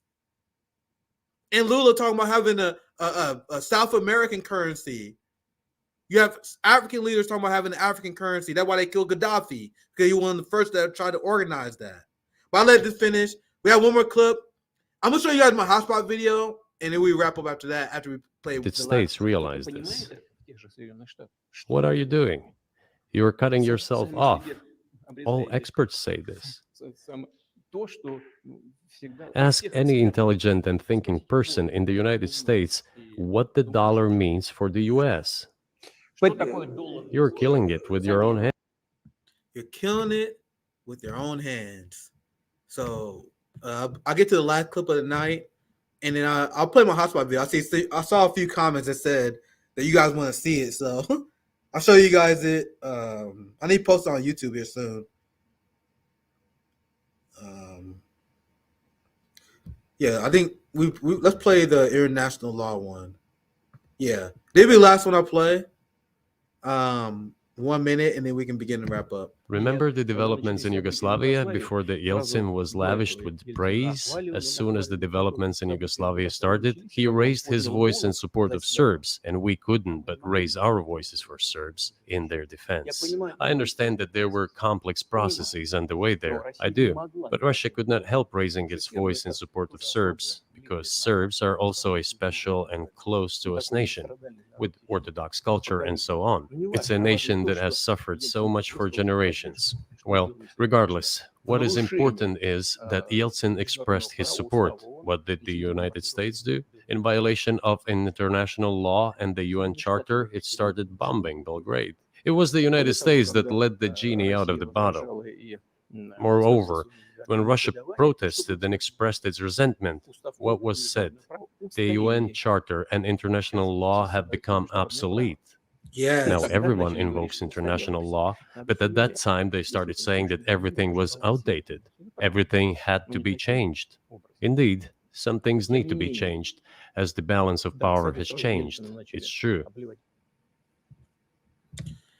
This interview was glorious, man. I cannot wait to see reactions, because I only had time to prepare this show. You know what I mean? I've seen a few reactions, but man, dude, the West, this interview is going to tank so many mainstream narratives. We see exactly why the establishment was afraid of this interview happening. Information in the contrast between Putin and Biden, and even Trump. A lot of people say between Biden, but even between Trump, even between Nancy Pelosi, even between Chuck Schumer. We don't have to take the dumbest politician. Take Putin versus anyone that has leadership power in this country. He outclasses every single one of them. Even if you disagree with him, at least he's able to accurately explain why he's making the choices he's making, the history behind that influences his choices now. Like, this interview completely exposes the classes and how there's a different class of leader in these other countries. Because we have a system that is propped up by capital. We have a capitalist dictatorship. Whoever had the most capital, or whoever the capitalists like the most, they will be elevated in our system. Joe Biden bragged in his early 40s about how he was a whore to donors.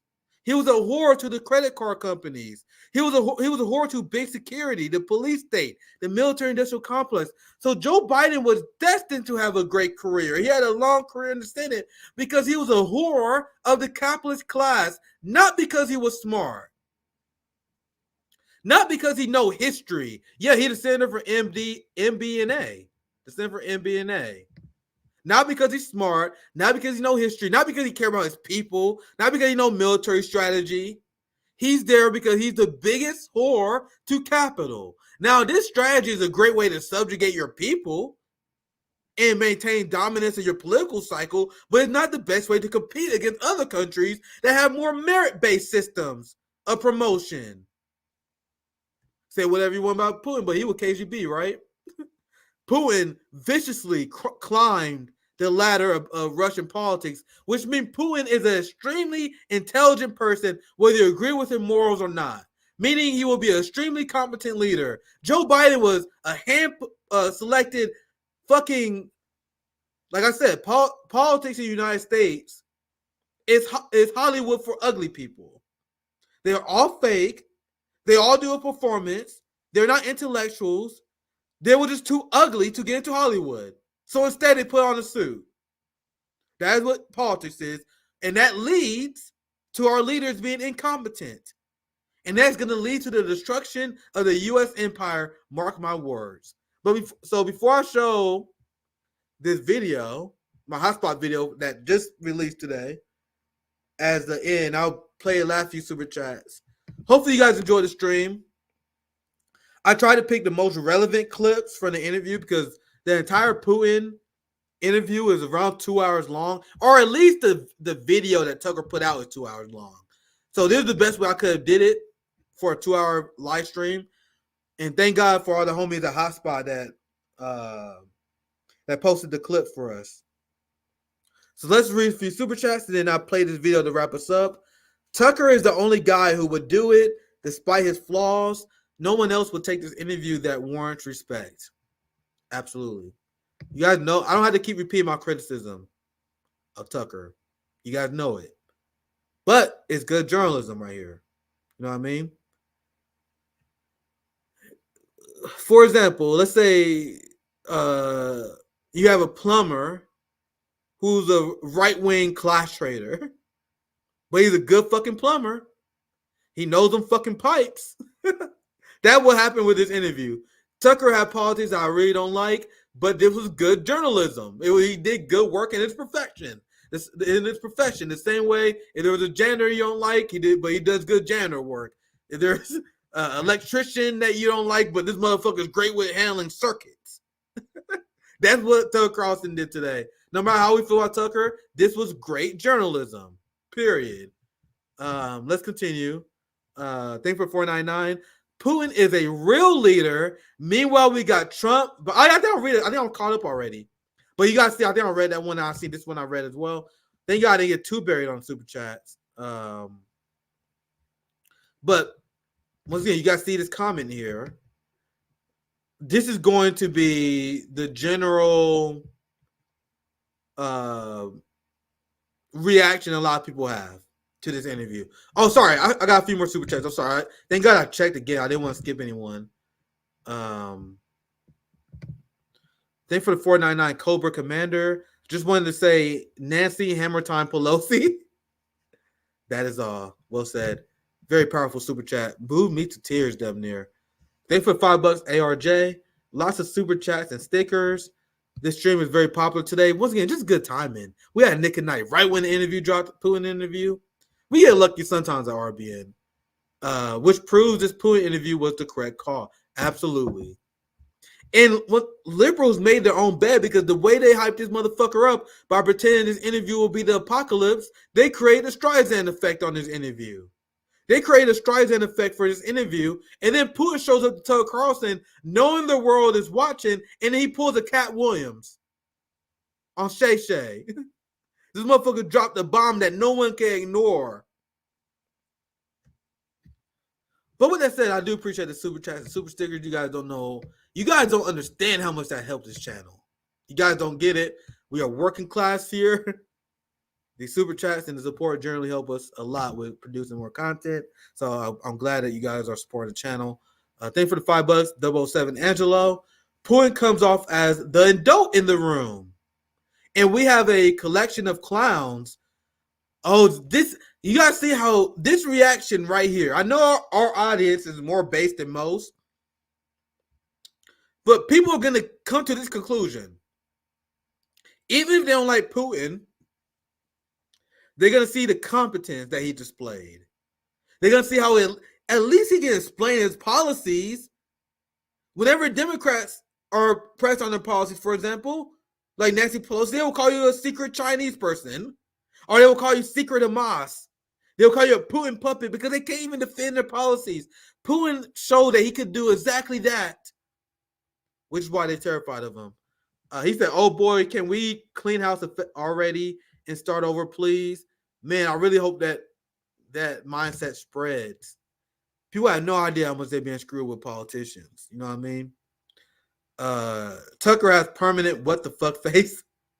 Yeah, honestly, you don't know if he's doing that because what the person he's interviewing said, or because he does it all the time. So show some love to Joseph in the chat, leaving about $100 here between the solidarity sticker and this super chat here. So big shout out to Joseph. Nothing but love. Love you too, my friend. Appreciate the support. Thank you for the 499. Tucker is the only guy who would do it, and I think I caught up.